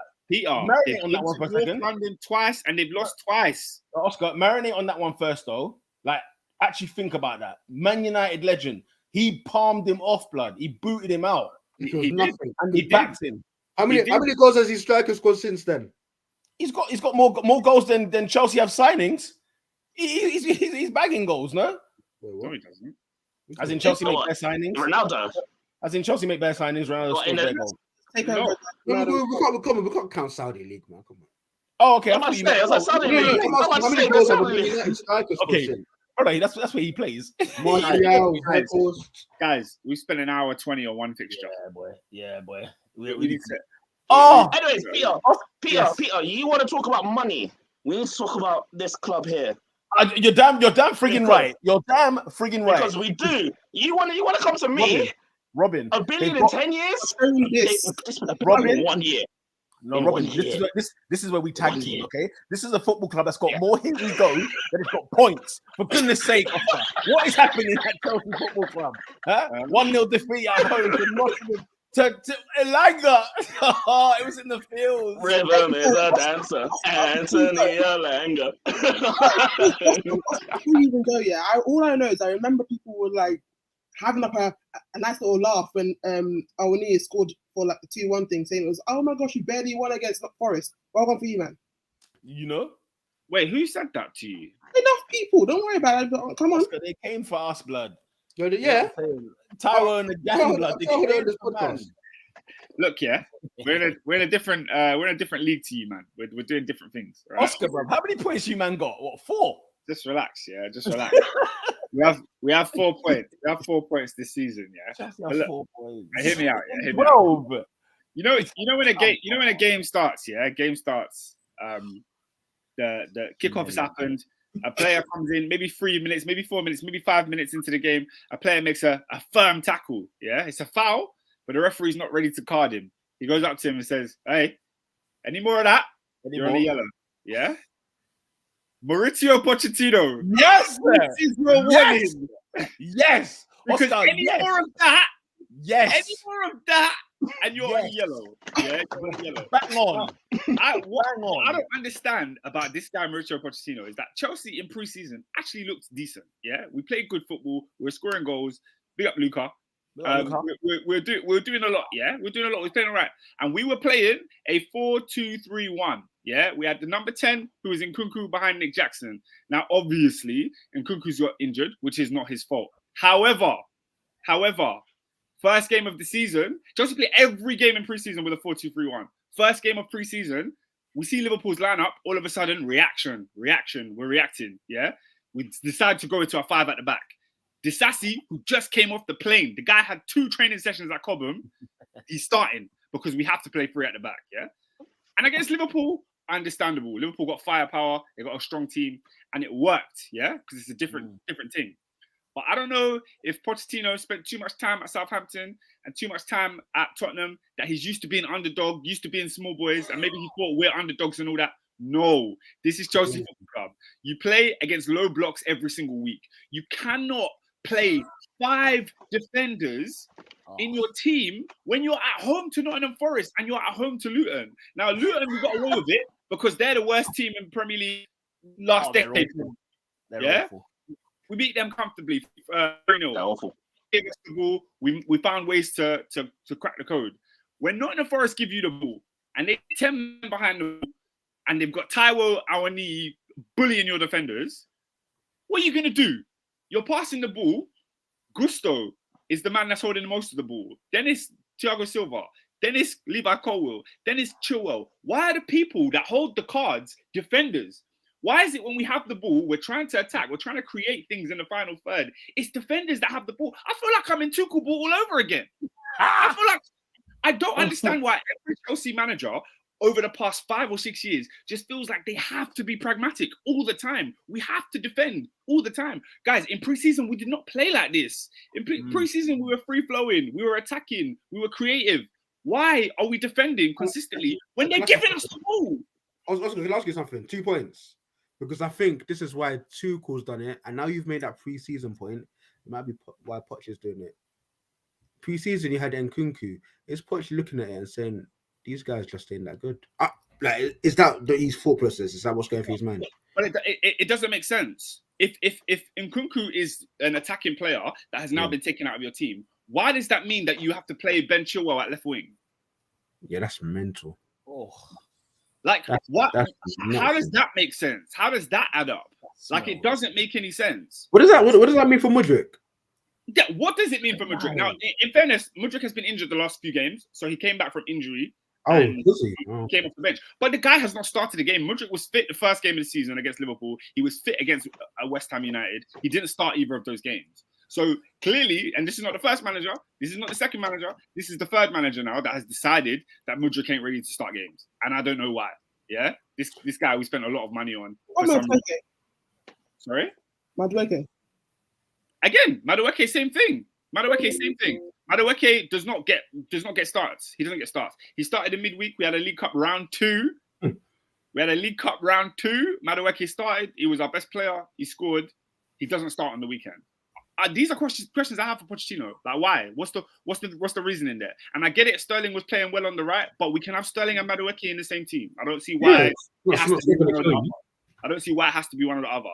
We don't have enough quality in attack to limit our attackers and play less of them. Like, we just don't. Yeah. All the teams in the quote unquote top 6, because I don't know if we can even say that we're in the top 6, but you know what I mean. Everyone has more firepower in attack. Every single one of them. And I told every single Chelsea fan in the summer, if Chelsea are going into the season with Nick Jackson as our only goal scorer, we are going to fail. Man, I'm going to hear it. Now, I'm sorry, Miss Jackson. Yeah, in fairness, Nkunku was meant to be our main goal scorer. Nkunku was meant to be the guy that delivered the goals for Chelsea. But when Nkunku went down for such a long period of time, there was enough time in the window to rectify that. Even if it was with a loan, even if it was with certainly more than enough money, or even if you kept Lukaku, you know the ones. Even if you just kept him and had him. Let's not even go into the Lukaku situation because that's politics. That's a different thing. I 100% agree, Pierre. On a football perspective, I agree with you. I was like, keep Lukaku. You saw my tweets. I was saying that. You watch him on the weekend. You watch him on Friday night. I've had enough of talking about that guy. That guy is a cretin. He's an absolute scumbag. Like, you know, scumbag. I beg your pardon. Yeah, where's that come from? It's a bit. Yeah, it's a bit much, you know. That's a strong one there. Where's that come from? Every single club that he's been to. Brother, Peter, let's not do this. You know what he's done. Let's not do this. He had a very good cameo. Let's not do this. He had a very good cameo on Friday. I don't want to talk about Lukaku today, please. The guy is a scumbag. Now, you see me? Man I don't did care. an interview saying that he wants to go back for another club. No. He held talks with a club's major rival minutes before the Champions League final. Nah, that's a scandal. Exactly. He's got a screw loose. Exactly. He's a scumbag. He's a scumbag. But you see me. The difference between me and most fans is I'll have a scumbag in my team if he can score 20 goals. That's where I differ from most. Yeah, I hear that. So I'll have him in my team if he can score 20 goals. The manager made a decision. The club made a decision. He's gone. I'm removing him from the equation. Cool. Lukaku's not the one. Get me somebody that can bag goals because Nick Jackson is missing open goals. Yeah, big chances missed every single week. And I don't hate this guy. This guy's a good kid. He's a good player, man. He's got nice hold up. He's a good player. But if you dare think that he can come into a season and we're going to challenge for the top 4 of his goals alone, no way. No way in hell. Vince McMahon, no chance in hell. And there are people that are telling me that's going to happen. There were people that were telling me that's going to happen. Shout out to Assad because me and him knew from day one. I'm sorry, we can't do nothing special with this Jackson, aka the man up front. He's not ready for it. Glorified Nketiah. Look, they were telling me Nick Jackson, he got the number 15 on the back. He's the new Drogba. They don't know when Drogba was number 15, he was scoring less than 10 league goals. They don't remember. They weren't outside when Lampard was carrying the team, 17 goals from midfield. They weren't outside. Here's the thing, Oscar. Here's the thing. The thing I ask, this is what you see me, yeah, like shoot from the hip, blood. And when you're a big club, yeah, you got to do big things. You don't go to Villarreal and go sign their centre forward. You got 13 goals in 38 games. 12. That's not the one you go for. 12 goals. What did I say? You said 13. You got 12 goals last season. Oh, fine. He got 12. You gave him 1 extra goals. He got. Listen, give him his Copa del Rey goal. Come on, man. Don't be like that. Give him his Copa del Rey goal. You know what I'm saying? Who we playing the Copa del Rey? Oscar. Big man. He played 38 games in all comps. He got 13 goals. How old is he? I don't give a damn. No, who's going to ask that? He's 22. 22. I think he'll come really good, man. No, He's 22. But Adrian, this is Chelsea Football Club. For players that could come really good, they go on loan. They go on loan. You have to pause that.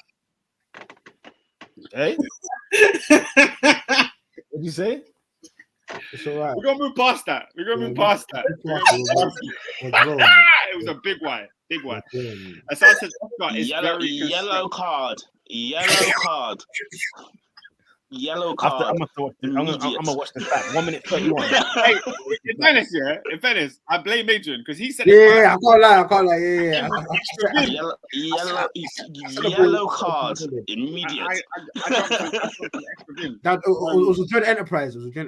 Assad says, Oscar, it's very concerning how we're playing new season and we're not showing any signs of progress. Recycle potable. This is our winning run of games and we've already lost 2. Look, I'm sorry.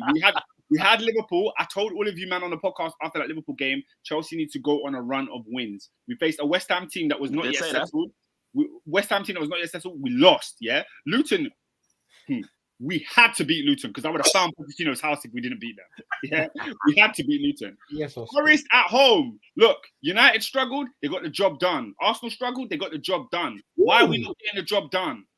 Like no goals. Nah, man, I'm sick and tired because we haven't even got to the serious business. Like I'm laughing at Robin's team because they've gone to the October run. They've gone to United, to Arsenal and lost. We're losing to West Ham and Nottingham Forest, guys. We're gonna finish 12th again.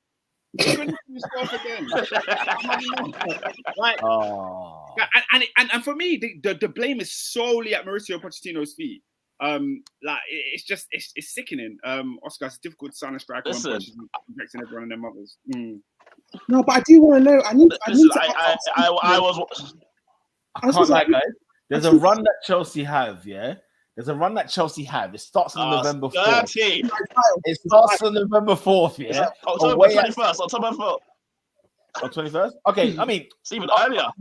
Everyone, listen, it's going to be a spoiler. Arsenal will beat Chelsea at Stamford Bridge. That's a spoiler. But what I'm saying is, from the 4th of November, they're away at Spurs, home to City, away at Newcastle, home to Brighton, away at Man United. Do me a favour. They're going to get no points. They're going to have no dirty run. They're going to have... And Peter, when I said this in the group chat, I said, I'm sorry. No. Robin, wait. No. Robin, you wanted him at Manchester United, and I told you this is a bridesmaid, blood. You see, but I need to know why he's playing Chilwell at left wing. That's the only one in my mind. Chilwell, you're left. Is it because he's captain? Who did I want at Man United? Pochettino before Ten Hag came in. So I mean, to be fair. No. I'm not having that because you told me. I said I want Ten Hag. I said I don't want Pochettino. I did not say that. Not at all. Well, don't try that with me. Some of us like. I was like, no. They're both fools. I don't care. Anywho, the Chilwell left wing is actually baffling. Is it because he's not captain? No, is it because he's captain? Against Liverpool made sense, sure, but now it's your left winger. Maatsen came on the left wing. Maatsen playing? Where's Maatsen playing? That's a good question. Where is Maatsen playing? Because Maatsen won Player of the Year at Burnley playing left back. He's coming on and playing right wing for Chelsea. Conor Gallagher won Player of the Year at Crystal Palace. He's playing in the number 10 role. For Chelsea, he's playing number 6. Why does Pochettino not know where to play players in their correct positions? Why is it he has to experiment and do something crazy that's not working? Oscar, we whined 4-5 months ago. What? No, we did not. No. He said rewind. Rewind. Oh, I thought you said. I thought it was a carnival thing. I thought you said rewind. I said no, we didn't. Yeah, see, look, you're going to. No, I'm saying. Hey, yo. 6 months ago, wasn't this what we were saying about Graham Potter? He doesn't know his best lineup. He's playing players in the wrong position. So Oscar, let me ask you this, right? I hear that, but he didn't have a preseason though. Did not have a preseason. Yeah, in fairness to both managers here, the problem is Todd Bowley. He's throwing them 100 players a week. Also, listen, and this is. I wanted to bring this point up. I said, "What is Todd Bowley doing?" I need to ask this question. Yeah, wasn't the whole thing about his not buying after age 25? Is that a lie? I think that's cap. I heard about it. No. Listen. We are missing things here. A club has spent 9 figures in 1 year. 9 to win. I think a handful. 1 year. Yeah, a handful. And did you see that lineup? You weren't even all that. You've won a handful games, Oscar. A handful. If that's like they're treating Chelsea like a business, blood. It's a business case, bro. It's them ones where we're buying seeds in it, yeah. And in a year's time, 2 years' time, it's gonna blossom and grow. They are literally treating it like this because what is going on? So he said basically. I'll be real, guys. I hear what you're saying, but the issue on Saturday lies at Pochettino's door. For sure. No, it does. 100%. Saturday, 100%. Big man. Week in, week out. You can't do that. There's no excuse for such a performance. Like it's not like we knocked the door down and we were having bare shots and their keeper played the work. Matt Turner's crap. That goalkeeper is terrible. Turner's man. I'm not gonna fight that. The guy can clean shit for Bridge. His gloves are clean.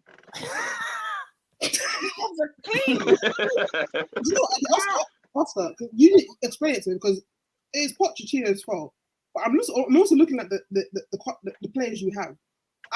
In general, why am I seeing you've got Modric, you've got Madueke, you just bought Cole Palmer. I don't know if his name, I can say it right or wrong or whatever.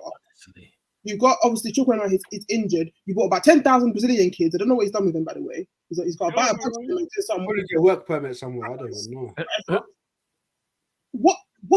I don't understand.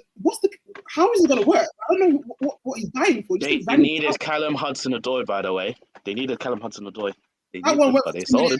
Don't even get me started on that. That's Oscar's trigger word. Don't say his name. Don't even get me started on that. Right, started on that. Do you know, by the way, Chelsea ruined that man. They should have let him go when he wanted to get to Bayern. They did, but it was other factors as well. Injury as well didn't help. The ACL. They ruined that man. Yeah, it's a shame because I don't think he'll do well at Forest either. Oh, he won't. 10,000 man there. I hope he bangs at Forest. John, I hope he does too, bro. I hope he does too. Apparently, we have 12 league wins since Bowley came in. It goes from bad to worse. And like we were saying earlier, obviously, Todd Bowley he's pumped $1 billion quid into this team. Obviously, you've got your set team from now until the next transfer window, and after that next summer. What for you is the best solution to getting Chelsea playing at their optimum? Like, what for you is like the best lineup? Who for you needs to step up and become the key players in order for Chelsea to have somewhat of a solid to good season? In all honesty, it's a very difficult conversation to have because I think, I would love to see Lavia get his feet running, get into the team and play as that DM, and then have Caicedo play next to him. I think Caicedo is really struggling to play with Conor Gallagher because number one, Caicedo's not fit. This guy is blowing. I'm watching him run. He can't run for long. He's coming off 60 minutes tired. This guy is not fit. Yeah, he should have been playing football. He should be playing football. 115 million. In defense to Oscar, I ain't gonna lie. He's just Declan Rice's first couple of performances was blowing after 60 minutes. I'm not gonna lie.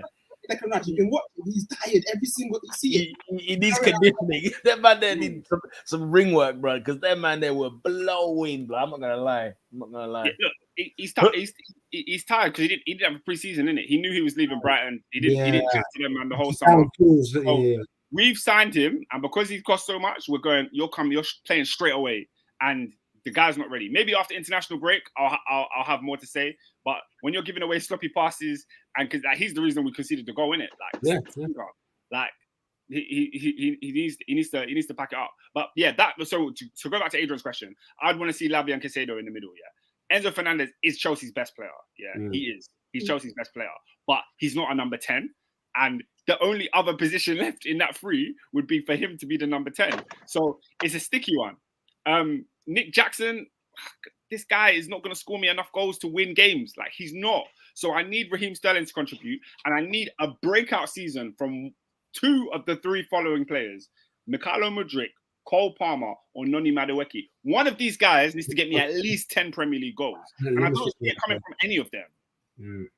So we're in a situation where I've already conceded on the 4th game of the season. Chelsea are not making Champions League football. Even if 5th is an option, we're not getting 5th. This squad is simply not equipped to handle the right now. It's equipped to handle 5 years. Everyone's potential. No one is ready-made. Even players like Carney Chukwuemeka coming back from injury, he's not ready-made.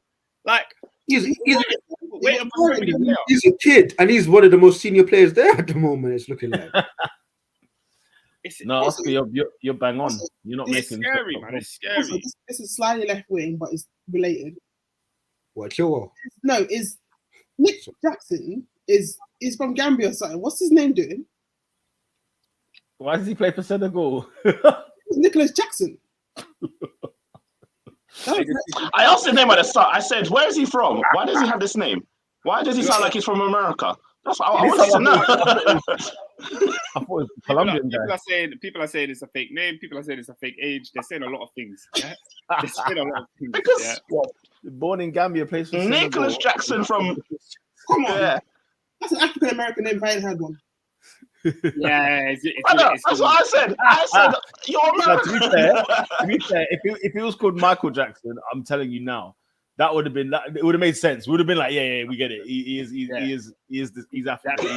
People are saying they swear he's 28. This is racism, right? This is racism for you. You know what? Yeah, you can call it racism, innit? Yeah, you can call it racism, but like, have you seen the images though? Like, have you seen what he looks like? He doesn't look 28, brother. He doesn't look 22.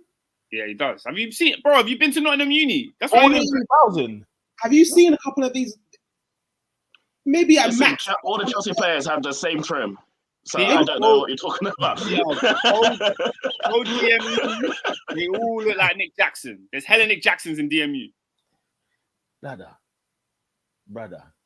I'm telling you. But as Todd says, Oscar, I've got beef with Madueke. Can we stop pretending he's good? He's just a cage footballer with a bandana, so one-footed as well. Look, Madueke tries things, innit? He like when he comes off the bench, the players give him the ball because they know he's gonna try something. He's gonna beat his man, put a ball in. He's trial and error. Don't get it wrong. Like he's not finished. He's not good. Like, but as in he's not good enough yet. He's not good enough yet. But he's better than whatever Mudryk is serving up. And when you get Sterling playing 22, okay, Peter, leave him alone, man. He's got old face. Leave the guy alone, man. Leave the guy alone. Okay, I'll leave him. Leave the guy alone. If you want to, this is performances on the pitch because he missed the most disgusting open goal. He has to be not that guy this week. That open goal was mad. It was terrible. It was wild. Terrible. Last thing on Chelsea, unless you don't have questions for me. Oscar, thoughts on Cole Palmer? I don't know why we signed this guy. I don't know why we signed him. He's a boomer. I don't know why you bought him though. He's on a real. That was so left field. Chelsea needed somebody that was going to be in at number 10 and either provide goals or be a real creator for the team. I think they'll put him at 10. Cole Palmer played 10. To be fair. He played 10 when he came on, and he looks like he can create. He does look decent, But like I'm saying, none of theirs are to hit the goal now. Not a single one of them. Like, if you're surplus to requirements right now at Manchester City, you're not gonna come in and improve the squad. And it's not surplus to requirements like, he's a 28-year-old that's just below the level. No, he's a kid. Like, we've just got a bunch of kids and Raheem Sterling. It's not feasible. Do you know what's so funny as well? This transfer was so quick that I was like, something dodgy's happened. Something's gone on. It can't be right. City can't sell Chelsea someone for 40 million quid. But then I thought, do you know what? You did sell Kovacic to them. And whether you look at a little, we'll hook you lot up come the end of the window. If we're looking a bit, inflated in our team, we'll give you one of ours. Like, it just seemed like the rumor came, it was within 24 hours, done, signed. Because remember, would have got a loan somewhere to like Burnley or something. Yeah, them ones there.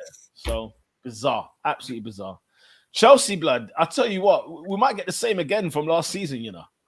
We might get the same again, blood. Nah, man. Assad said he's 3 games away from packing it in. Like, I'm considering if we don't beat Burnley Bournemouth when we come back, yeah. Where's Bournemouth? Where's that? Home or away? Bournemouth's away. Home. I tell you what, mate. Vitality Stadium. Oh, we love that. It could be sticky on the seaside, boy. Guys, if we don't beat Bournemouth, I'm turning on Monday Night Football. And I don't mean the Premier League. I'm talking the NFL because that's where I'm at. That's where I'm at. Your next home game is Aston Villa. My next home game is in the NFC East. That's where my next home game is. Yeah? Because if we Oscar, don't beat Bournemouth, I'm done. Yeah. I have a question for you, Oscar. Last time we talked about this Ukrainian fella, you said you weren't sure if you're going to buy the watch. Yeah. Have you bought the watch? When was the last time we spoke? Like last week? It was 2 weeks ago when I asked. Yeah. How many games has he started since then? You know what? Fair.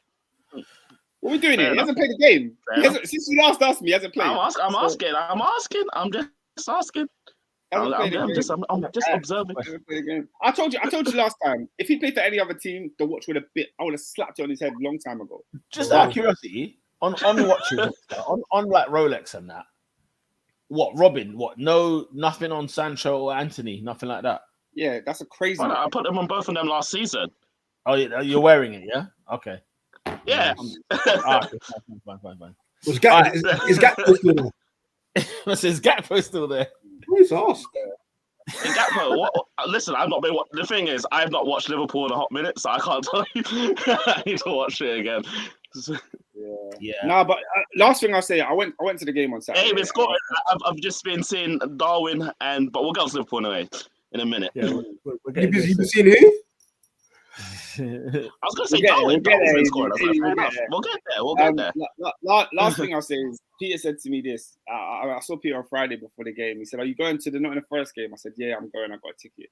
And I said to him, "This is my last game for a while, yeah, because I'll be damned if I waste as much money as I wasted last year on these guys." Yeah. The fact I'm even wearing the shirt now is because I'm hoping it will be valuable in 10 years. Yeah. That's why. Wait. Speaking of, you brought up the kit. Have you seen Chelsea pull out this away kit that they gave Cole Palmer, that they dressed him in? It's their away kit. What colors, guys? What color is the kit? Don't tell me it's blue. I don't know. What color is the kit? Hey, blue or something? Navy. Oscar, what color is the kit? It's black and blue. Thank you very much. And there, Your Honor, is the case I rest there. So they're gonna match their alternate kit at times, brother. The kit is more blue than it is black. It's not Inter. It's legit a blue kit. No, the base color is black. It's got a blue pad on it. Okay. But Right. Shall we move on, man? Chelsea's next home game in the Premier League is against Aston Villa, who got slapped up at Anfield thanks to the boys in red. Liverpool FC. I tell you what, if there's one thing that you can guarantee, Emery holds corner Anfield, blood. Then, man, you see him, yeah? He goes to Anfield with teams. It doesn't matter if it's Arsenal, it doesn't matter if it's Villa. He goes there and he lets Liverpool open them up. Go on. Obviously, not necessarily this time, but I think in the Arsenal times in particular, like he'll tweak it or try and go for a technique, and then in like 20, 25, 30 minutes, just holding still. Then a calamity will happen, and it's just this open sesame. Like he'll play like a diamond, he'll play like a box midfield, he'll play a 5 at the back with 2 quick players up front. Whatever tweak he'll tweak. There's one thing I liked about Liverpool in this game is the ferocious attacking. Like there were times when it was like Blade Runner, and I said, "Yo, are Liverpool back or what?" AD, how you feeling, man? 3 points, 3-0, clean sheet. You know them way there. Yeah, man, but I think it's my points of last season is why last season was so horrific. It was the state of that midfield, the sorry state of that midfield. You know, two thirds of that midfield. Our starting midfield last season, they're playing in Saudi Arabia. It tells you where they're at. And I can't remember the other piece. Probably like Thiago or Keita or something. Then or Milner. So yeah, I think Szoboszlai. You know what's crazy? When we signed him, this comparison didn't come to mind, and it's only come to mind until recently. Oh, he's gonna say so. He's gonna say something mad. He's gonna say something mad. What are you gonna say, bro? He's our best midfielder since Steven Gerrard, and he's the closest thing we've had to him since. You're damn right. You're damn right. Back it. Can I ask? Can you give me a quick summary of what? Because I've not watched a single Liverpool game this season, barring the one at Chelsea. What does he offer the team? Like, because Steven Gerrard was very much all action, box to box type. He could do a lot. Good control, good passing, good tackling. What does Szoboszlai give you that makes you mention him in that caliber? Yeah, absolutely. So there's a few things, and then I'll start. I'll end with the most crucial. First of all, the guy's what? Let me land. You're funny. What's going on here, man? Let me land. First of all, he's got like three lungs. I know there's like that bleep test Liverpool like to do every single year. I think Salah came first. I think Szoboszlai came sort of second. That Bournemouth game in particular, where we're down to 10 men. First of all, it's literally 90th minute. He's bombing down the right wing, whipping crosses into the box. Also, he's a lot more tenacious, and he's a lot better at deals and just general ball winning than I actually thought. I think Newcastle again, tough game, down to 10 men. He's playing against Joe Linton, and Joe Linton that's a man. That's a force, and I feel like he held his own. It was a battle. I feel like he done all right there, and then. And then in addition to his athleticism, in addition to his physicality as well, bro, the guy's got a wand of a foot, and that finish in the weekend, it wasn't a power driver, it was unbelievable tech, and I think when I looked at him, these are the sorts of contributions I wanted to make, because I look at what KDB is doing over at Man City, and I thought to myself, hang on a minute, we ain't got a midfielder that really pops off long shots. We ain't got a midfielder that's really got that PMP to physically burst into the final thirds, announce themselves, make stuff happen. And bro, he's really, really good. He's not quite a Jude Bellingham, but I tell you what, we paid a pretty penny for it. But I think Liverpool have got themselves a player, and the guy's only 23 years old. Same age that Jared became captain. So it's not necessarily a lazy comparison, but when you look at sort of the key attributes that we've seen from Szoboszlai in opening 4 games, absolutely you can do a parallel to Steven Gerrard. I'm a big fan of him. Phenomenal. He's a phenomenal player. I like him. I really like him, and I like how he's settled into that. Give me pause. Man said anything looks to me. The guy's been good. Yeah, he's been good. I'm loving it. And Klopp and Szoboszlai. Oh. You know, there's players and managers that just you can't wait to see it shine, and those are 2 people that I can't wait. 4 games, I think he's done better. Because I think one of my things, my hesitancy about him was I always thought he was pretty much like kind of like a one-note type of guy. He's got a good strike on him, and I didn't kind of rate him in other places. He's been good in the other parts of the game so far. So again, early days, but he's been good. His strike on him is always going to be something that's going to be great. So. A good sign of a player straight off the bat is somebody you can play in like 3 different types of teams and systems and leagues and still like not miss a beat. I saw him in the 6. Where's playing for his national team, whether he's playing at Salzburg, whether he was playing at Red Bull, RB Leipzig, like he nothing's changed. Like he just moved on to the next. And at Liverpool, you know what I'm saying? The shoes are on. The shoes are on. Now he's going to get used to his house. And before you know, he's going to be running games for Liverpool. The only thing I don't trust is face. That dimple there looks fake. That what? Sorry? He's got a dimple on his chin. I don't trust it. I feel like he put it in there by manufacturing it. A fake dimple. Wait. Wait here. I don't trust it. Wait here. Loving up Klopp again. Okay, when did I stop? That's true. Fantastic question. It's very true. I was a good Klopp fan than Adrian. Flipping hell, mate. I've never stopped loving you. That's crazy. All day, Klopp all day long, blood. Are you dumb?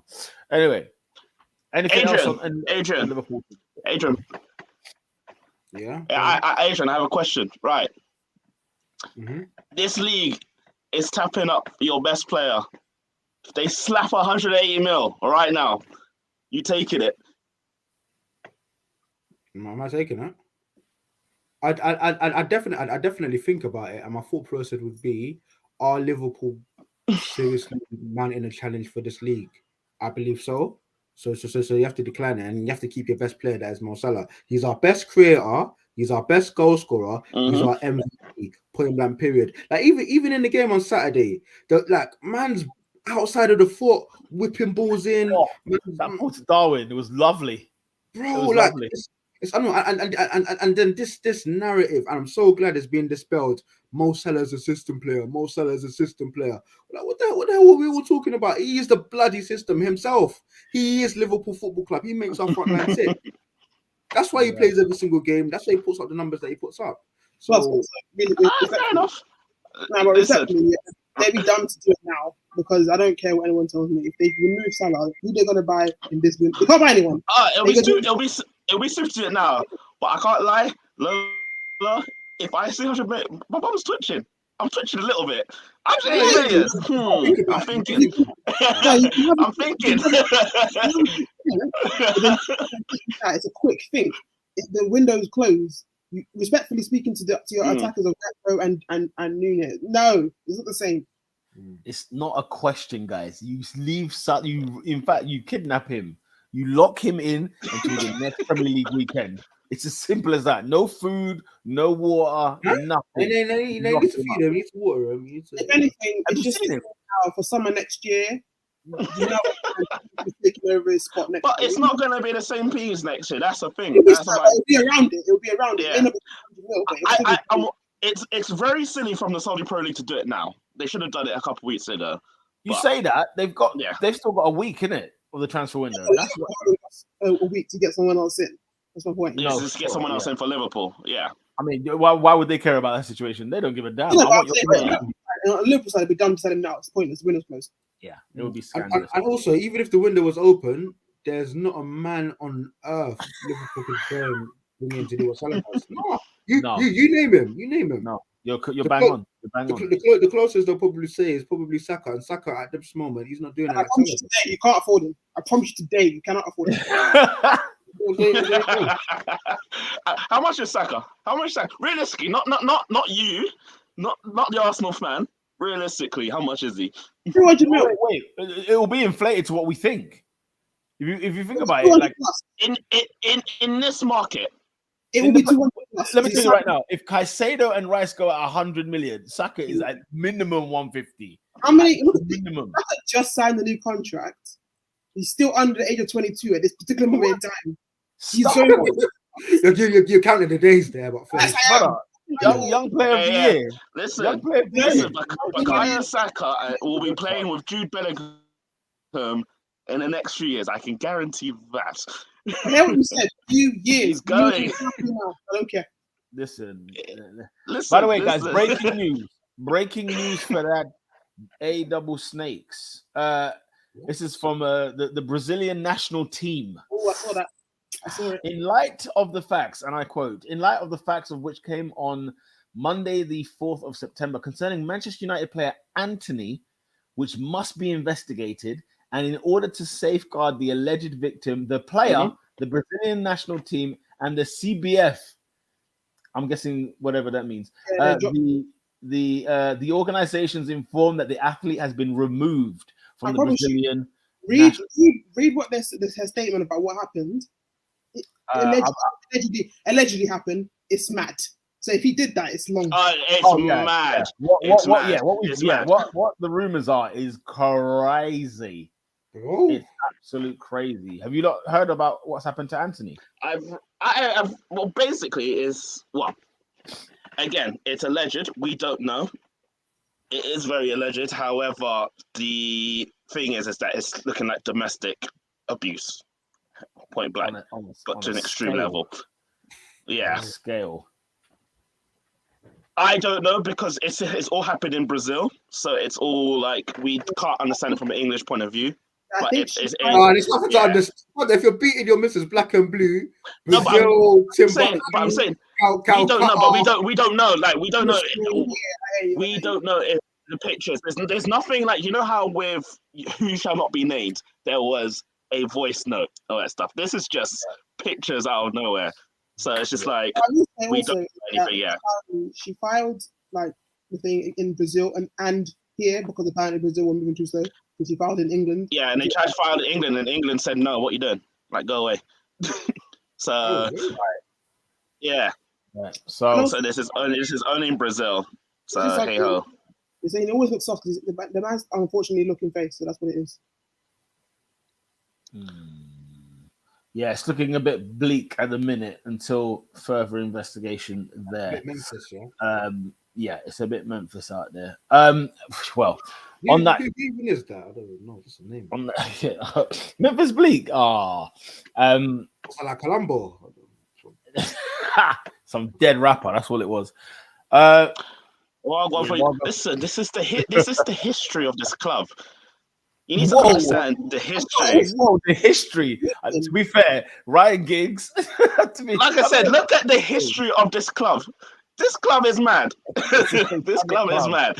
It's a history of users and perennial cheats. It's a madness for your attack. What did they won me medals? They won me trophies. So that's why I asked you if Greenwood got you 80 league goals this season, what are you saying? I'll keep it a buck. I wanted the racist biting Luis Suarez at Arsenal. He would get me 20 goals that season. Bring him on. Listen, the Mason Greenwood thing is mad, and I couldn't back it. I couldn't, but we've already discussed that. I saw a video of him. We've already discussed it. Yeah. I saw a video of him waving at the Getafe fans. All I'm looking at is Gavi or Ramos taking for the team, freaking kneecap him. Listen, Mason Greenwood does not play for this club anymore. He does. So, he's on loan. He doesn't play. He does not play. We got the statement next year. We got the statement. He's been exiled. So it's 50-50. It's 50-50. Wait, did he not play for the club? His wages, big man. He plays for Getafe. My man is in Spain. We move on. We've left it. Don't give me that troll. That chant that Balotelli's got there is hilarious. Gigs tearing families apart again. Oh, it's a brilliant one. Listen, never mind. if we actually deep football and the madness that happens in every single club, we'll be here all day. So for sure. Yeah. All right, we'll be here all day. So yeah. Let's move on. We'll quickly go through the other Premier League scores that took place. Crystal Palace 3-2 win over Wolverhampton Wanderers. South London. South London. You know what I'm saying? Yo, Crystal Palace is such a South London team. Is it just me? It is this is what I'm saying. Hey. But what happened with Rob? What happened with your Arsenal signing? Why is my man giving out letters in the middle of Piccadilly Circus and no one's noticed him? What's going on here? You know what? I'm gutted. In fairness, though, I'm gutted. Women. Can I just chime in here? Yeah, as the marketing presented this podcast, yeah. That was a great effort from Crystal Palace. Yeah? It was a really good effort. Yeah. I thought it was a great idea. It was unique. We ain't never seen nobody do this before. It was brilliant. The failed execution, yeah, it's a hazard of circumstance. It's not their fault. Okay, it's not their fault. I'm gonna give it up to the marketing team one because that was good. You know what I mean? I like creativity. The thing is, XG no goals. XG no goals. That's what it was. The thing is, you watch, guys. There's going to be hella content from Rob Holding at Palace. He's up for it, bro. He's always up for the gig. Fair play to him, man. Get your minutes in, Rob Holding. Honestly, I feel like he's 32. He's 33. He's 28, mate. Exactly. That's what I don't get. It's because he's an old defender. He's an old school northern defender. That's what it is. Straight out of Bolton, blood. You know them way there. He's in his 20s, mate. I think he's fine not starting it because he's not better than Gray or Anderson. Well, let's see if he makes that squad, mate. Roy Hodgson, he likes the British, so you never know, mate. Sheffield United 2, Everton 2. One thing I've learned, the newly promoted teams are dead blood. And think last year, all 3 teams that came up survived. But I'm telling you guys, I watched quality of football. Like I streamed, I went through hell and high water to find Sheffield United Everton, and it was 90 minutes, 100 minutes. I will never get back. Why? But why did you do that? Why did you do that? I love this game. You know what I watched afterwards, blood? To calm my nerves, I watched Empoli versus Verona, blood. It was diabolical, man. Yeah, I'm gonna say I'd rather the Everton game. But Peter, Peter, you need to spend more time with your family, mate. Verona, is everything correct? Guys, first of all, lads, I'm heading into an international break. And there's no Formula One. There's nothing. So I need to drink every ounce I have. And when you don't have Sky at home, you really appreciate a full live game, blood. You really appreciate it. Guys, I went through hell and high water to find this stream, blood. Let me tell you. I can't lie. Streaming Sheffield United versus Everton is crazy. The police will first through your door. Now I only watched everything. I had that TNT DT Sport nonsense. It's there. I watched it because it came in my package from my TV. But that's not something you go and find, brother. Bro, listen, I had to hear the Sheffield United anthem. Guys, do yourselves a favor. Whenever Sheffield United are on TV, watch it at home. Watch it. Their song is legit, bloody bangs. On it, by the way. Hey? I'm still praying on a downfall of Everton. I'm praying harder than last year. I was close last year. I was close the year before. I'm still praying on it. No, but Lola. I think you'll get your prayers this season. I think you'll get your prayers this season. No, Robin, guys. Let me tell you how spooky these leagues are. I can think of off the top of my head about 4 teams worse than Everton this year. That's the thing. Sorry, I don't care. I need them gone. They're horrible. No, I disagree. They got Lola, we all agree this is a team that should not be entertaining any Premier League fixture whatsoever in Everton. But AD is bang on. There are some bad football clubs this season. Let me tell you, there's some bad ones. I'm gonna be funny, right? But Leicester going down was a tragedy for the league. That will annoy me because it should have been Everton, and it's annoying me because that should have been Everton. It should have been Everton. It should have been Everton. People like I don't, bruv. The top 3 promoted sides stayed up, blood. Like all 3 of them. So that's like, 6 promoted teams in the last 24 months. It's not teams where we think, like they're in one year, they're out next year. It wasn't a Norwich thing. It wasn't a West Brom thing. It wasn't none of them. Bro, who stayed up last year? Forest I haven't seen since Pierre Van Hooijdonk. Who's the other promoted team? Fulham. Okay, Fulham. They're up and down. Fulham are a Premier League team. You know what? And who's the other one? And who's the other one? Bournemouth. The Cherries. Give me a flavor. I like we love a trip to the seaside, Pete. You need to know this. Listen, when your away capacity is 700, I'm sorry. I don't care. As far as I'm concerned, you need 1 cup. You get 1 cup from Liverpool, and it's Liverpool. Everything go away. Yeah, fair enough. No, Everton are dire. Wait. Diabolical. Everton. Go on. What are you saying, Robin? Whose stadium is smaller? Luton's or Bournemouth's? Got to be Luton. Luton's level compliant, for goodness sake. Luton's stadium was so bad. Do you know they changed the gantry? I watched. They changed the camera position. I watched that game on Friday. Thinking, first home game, the crowd's gonna be up for it, bro. That stadium is still not compliant. The stadium is still not compliant. There's no way. Number one. There's no way. Can I tell you what else isn't compliant, Robin? The football. The football from Luton Town is something out of the third round of the FA Cup. I'm telling you, this team should not be here. Now, do you know what though? I will give them an allowance. They should have had a penalty. It's the only thing I'll give them. You see the there was kickoff? a handball. They should have got the penalty. Did you see the kickoff where the guy kicked the ball off the pitch? He just passed it wide. Like, what? You know what? David Moyes' first touch. I say it. I saw it all. I saw it all. They're clearly not equipped to be here. They just happen to get up here. They're not equipped. They're not equipped. Anyway, good on them though, man. Big up to West Ham as well. Do you know? Yeah, they're still fixing turnstiles when Bowen scored. Big up to West Ham though. They got their 3 points. They got 10 points this season, man. Big up David Moyes and his boys. I'm waiting for the downfall, man.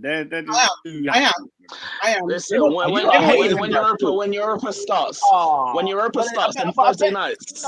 You know what? I'm not having this hateration. The Thursday nights will start. I'm not having the hateration, guys. Yeah, West Ham are legit blood. Remember, they only had one blip last year. They had a blip last year, and we're trying to paint them. We're trying to paint them like that. We went too far with them. It's not about the players. It's not about Moyes. It's them fans getting a little too much for my liking. Champions of Europe, you'll never sing that. Oh, come on. In fairness, but then they're not even champions of Europe.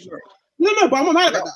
I'm not mad about that. They won fair and square. That's beautiful. The fans are moving a weird level of like, it's just someone they're talking about Declan Rice. They're talking about this club. I was like, I get it. You're on a good run of form.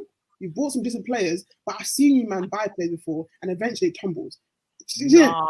Man, Lola, bruv. Like, you got to remember, the David Moyes West Ham is legit, blood. As soon as you hear the whoa, it's on.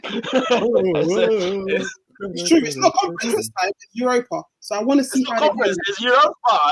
It's a jump. It's Mohamed Kudus' playground. That's what it is. Listen, Liverpool should win this, by the way. Yeah, Liverpool should win the Europa League. Let's have it right. I want to see Kudus. I like the way he plays. Because the video was banging. The announcement video he got was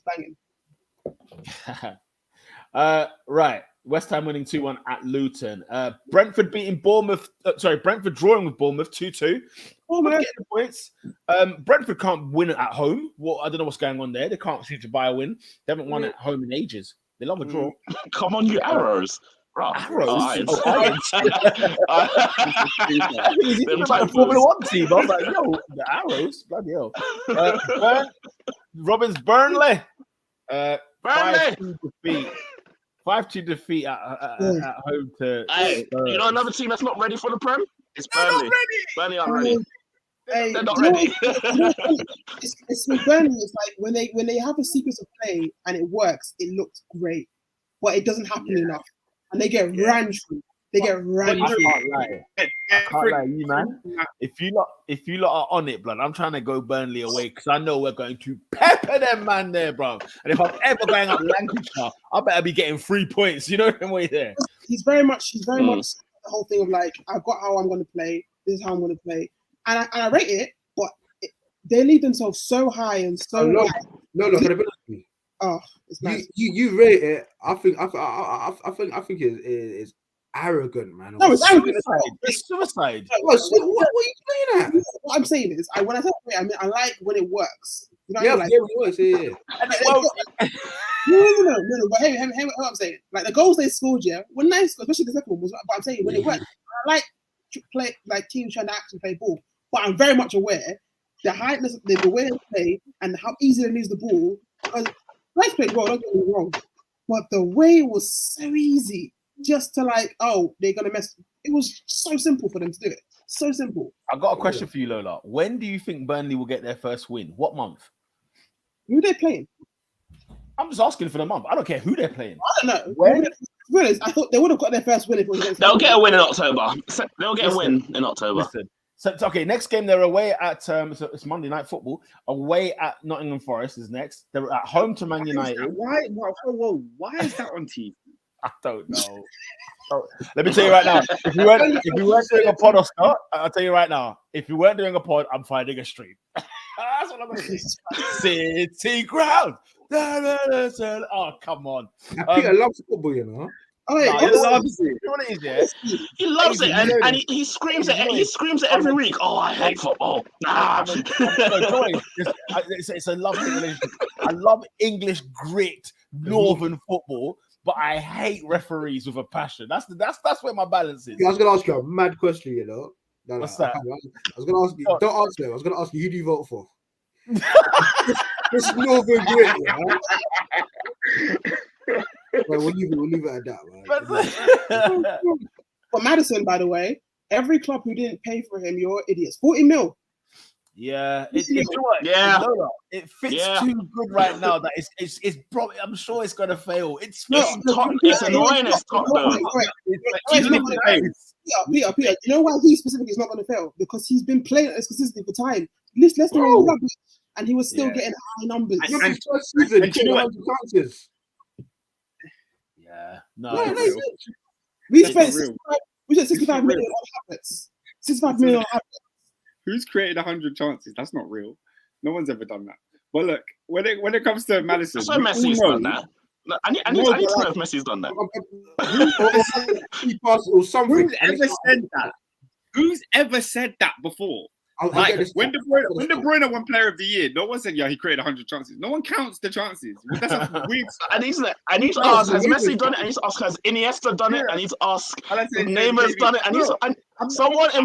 Someone in Barcelona has done it. I know. You're not hearing me. You're not on my wavelength. Who is counting all of that? Like that's not a real stat. What? Like up to count how many beats your heart beats per night. Up to counting beats per minute, you know. Flipping out. beats per 90. All right, let's move it along. Failure for United and Arsenal and anyone else who decided to say, "Nah, we don't need Madison. You're done." Yeah, no, he's top quality. Brighton 3, Newcastle United 1. Oh, what's happened at Newcastle? What is going on at Newcastle? I watched this game, and I was saying, you know what? Brighton played fantastically that game because I thought it was going to be back and forth. They played very well. Big up the Zerbi, though. Robin, did they or were Newcastle just trash? No, I think Brighton actually played really well. No, Brighton did play well. Brighton played well. Don't get me wrong. Newcastle were trash. Yeah. Wilson, obviously, It's like like the strike 2. You got me placed at the start of FPL. Strike 2 because I had Evan Ferguson on the bench thinking he's not going to score. He got a bloody hat trick. He got a hat trick. Do you know how pissed I was? I was like, this is a stinker. Stinker. Evan Ferguson on the bench. How many points did you get? I know. How many points did you get? 18, something like that. Yeah. But this game was like epitome of why I kept Mitoma in there because I knew he was going to get assist. I had Mitoma in there thinking he's going to do something. And why I put Esteban on the bench because I knew for a fact Newcastle were definitely going to score. So I didn't bother with that. Lola. So what? Lola, you still talking the league? I had Esteban on the ring. I haven't checked. I'm pretty sure. What's that? Lola, I have two Brighton defenders in my team. At minute 90, I was looking at 7. Yeah, I was cushy. Per defender. I knew Per defender. and I saw Wilson. He's getting Wilson. Wilson was getting a goal. I knew for a fact he was getting a goal. I said, "Come on, guys, man." You know what I'm saying? Oh, anyway, we forgot to talk about the Champions League. Speaking of Newcastle, the great Newcastle group is mad. That's gonna be beautiful. I'm hoping Arsenal do not play on the same day as Newcastle because I am watching every game. You play the same time Man United play. So, okay, no problem. I don't mind missing any United game because Galatasaray, Copenhagen, do me a favor. We've got Bayern. But FC Bayern first away. That's gonna be a fun. that's a Kane double. No, someone said it. I saw it. It's like Man United and Arsenal got each other's nemesis. So Arsenal got Sevilla. Man United got Bayern.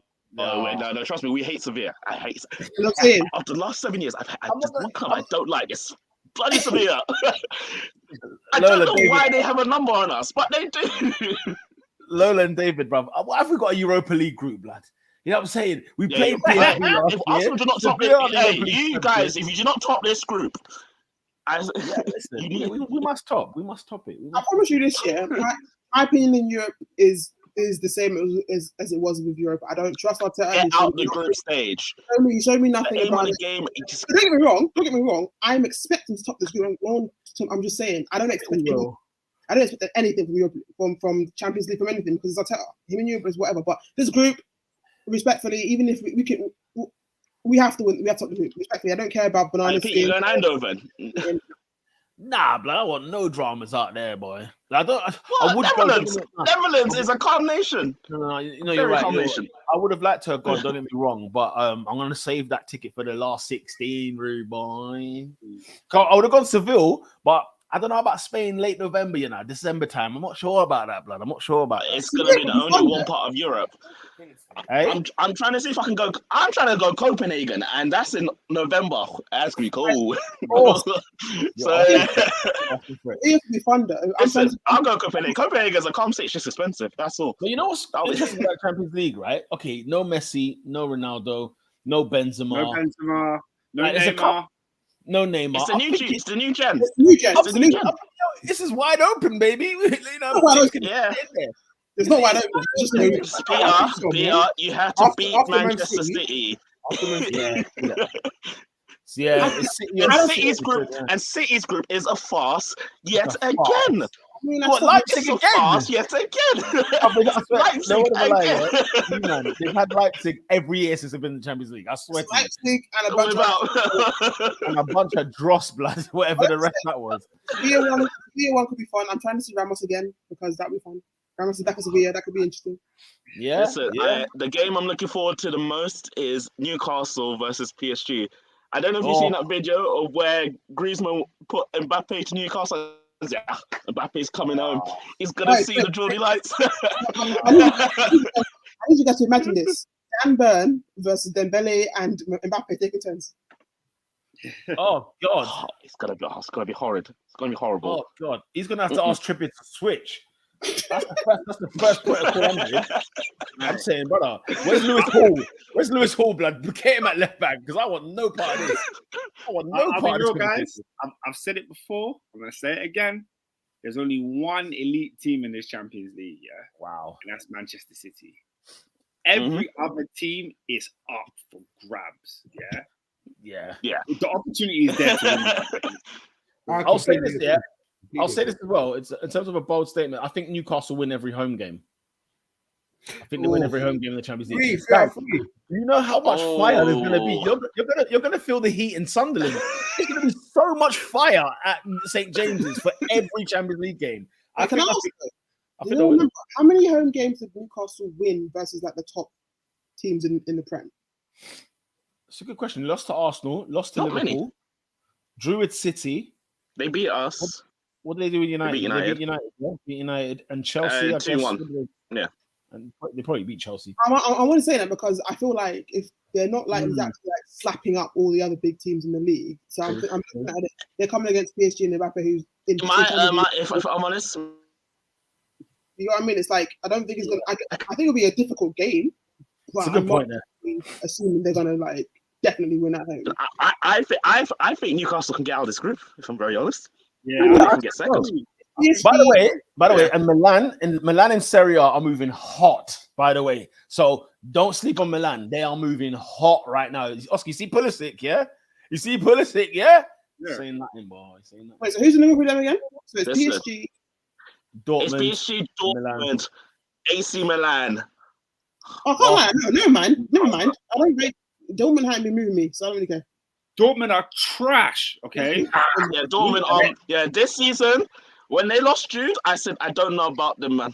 Because Jude is enjoying. Oh my god. Listen, dude, yeah. Jude You is know, Aye. you know what I want? Do you know what I need? No, guys, You know what let's I go need? back. Let's rewind. They lost the league on the final day, and did you see how? No, they're not here. They're not serious. Go on, Oscar. I don't know. Can I Mm. just while we're on Jude? Yeah, I need an ITV2 or ITVB documentary on Jude Bellingham's life in Madrid. That's what I need. Guys. I want the mum in there. I want the dad in there. I just want to know what's going on. I want the brother. I want the brother at Whoa, some whoa, whoa, Joby, what's his Oscar. name? Oscar. You see the clip of Jude when he's like He's I the think man. like he don't know, but he dummies like a player and then does the matador thing, saying come and run. Yeah. Taking the piss. He's The absolutely- guy, You see when it Guys, interviewed him. Jude. he's played 5 He's the games and man. 5 man of the matches. He's the- He's killing it. He's the man. He's the man at Real Madrid. A man from Birmingham is the I king of Real Madrid. And Brum. I need keeping up the Bellinghams. That's what I need. Like I want to know what's going on. in his- in his Imagine the Keep it up with juxtaposition, Bellingham. but the juxtaposition of going from Madrid to Sunderland. Just Yeah, to I've show got to see what Job's doing. I see what Job's doing over there. Yeah, but Or it's Jude, like what he's doing. it's like when S Club 7 went Miami and they had that show. Like, Don't forget LA Sevens. You know what I'm saying? Like, don't. Was it LS7 VR? They had They no, don't know, cuz they don't know. Yeah, You know, Going outside, man. Remember they had the Listen, season bro. in Barcelona? Hey, keeping up with the great Bellingham. television. I'm people all talk for it. about The Wire and Breaking Bad, but S Club 7, great Ah, television. They don't know, blood. What? Miami I 7, don't know. LA 7. What? S Club was bad. Anyway, no, but deep in Listen, there, never had a dream come true and all that. no, a man from Birmingham is bagging up the midfield. Oh my god. bad enough. He's big up Jude Bellingham, man. We've got to show love. The king Oscar, of the Bernabeu. King of the Bernabeu. Guys, goal of the week. Let's do this quickly, man. We've gone on forever and a day. Goal Yeah. of the week. I've got 2. I'm leaving either Szoboszlai or Rashford, but I'm leaning towards Szoboszlai. Nah, bro. No, You know who's got guys, did you see Mbuemo's touch Brentford. There we go. and finish? Oh, Peter, No, I haven't seen the Peter, goal, so I want to say something so wild, and I need you to pull me up. say it, I say need it, you to pull me up. say it. I'm not saying it was I've as not good seen the as. goal, so I can't say it. I'm not saying it's as good as, but He's gonna bro, do it. He's gonna Don't do you it. dare. I'm gonna do it. Don't you dare. You're like Don't you dare. Bergkamp versus Davies. No, Oh no. Get out. That's No, it. it's No, but He's not No, that it's guy. He's not that guy. no, He's not that guy. no. He's But not- guys, the ball was in the air. Is that a second yellow card? No. Is that a second yellow card? I'm not having that. It's yellow card. It's not yellow card. It's not yellow card. It's wrong. Yellow card. It's not yellow card. It's wrong. But you know, Eyes on do the you know what? orange. You're on your last warning. Last warning. I want against sent off. Oscar thing don't. we Oscar don't. is that we know Mbuemo actually meant it. So it's not a yellow card. Oh, wait there. Huh? Wait you there. serious? I'm being serious. Oh, you know what? He said it, not me. We need to move. Nah, but guys, goal of the week is Christian Romero. Oh my!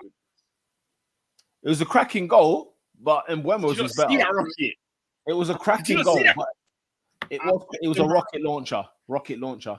But Mbuemo for me, it's not even a question. Mbuemo gets it. Whoa. Democracy. Go on. No, I agree with you, but David, Lola, Robin, Yeah, what you lot saying? No. Let's go, Everyone let's go. said it. I said Szoboszlai. I really like Szoboszlai's goal. I was like, that's a great finish. yeah, it's tech in it because he placed that. It was a finish as opposed to a blast. No, because anyone can blast it, but to that level of tech, it was good still. Apparently, my Wi-Fi said no.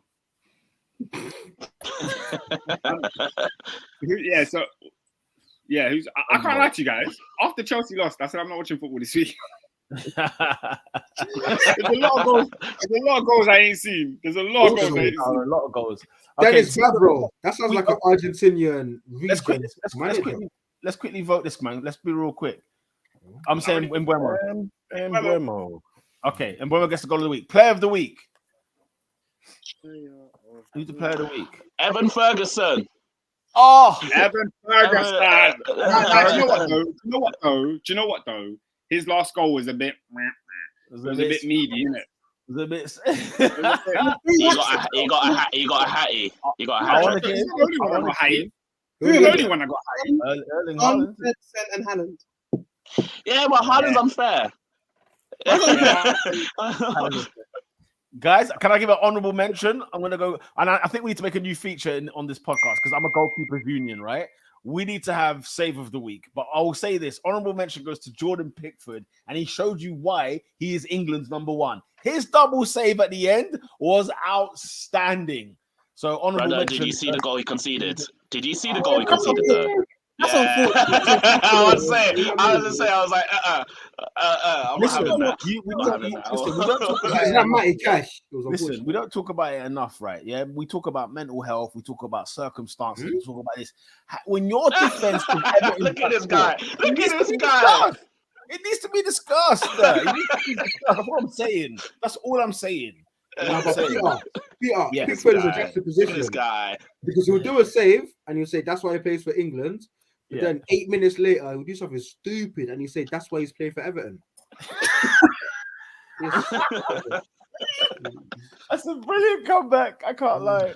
Listen, in terms of the England squad itself, I'll wash my hands with the manager. Nah, we'll talk about England. That's on him. We're running on here. We're running on too late.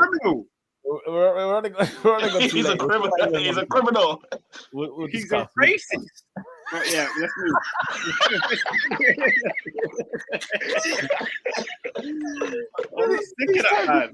These times he's picked Nketiah up. That's called him a racist. I'm sick of that, man. Nketiah should be ashamed of himself.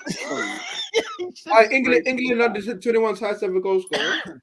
Listen, as long as Kane has breath in his lungs, go to Ghana, bro. Like, what are you doing? Just go there.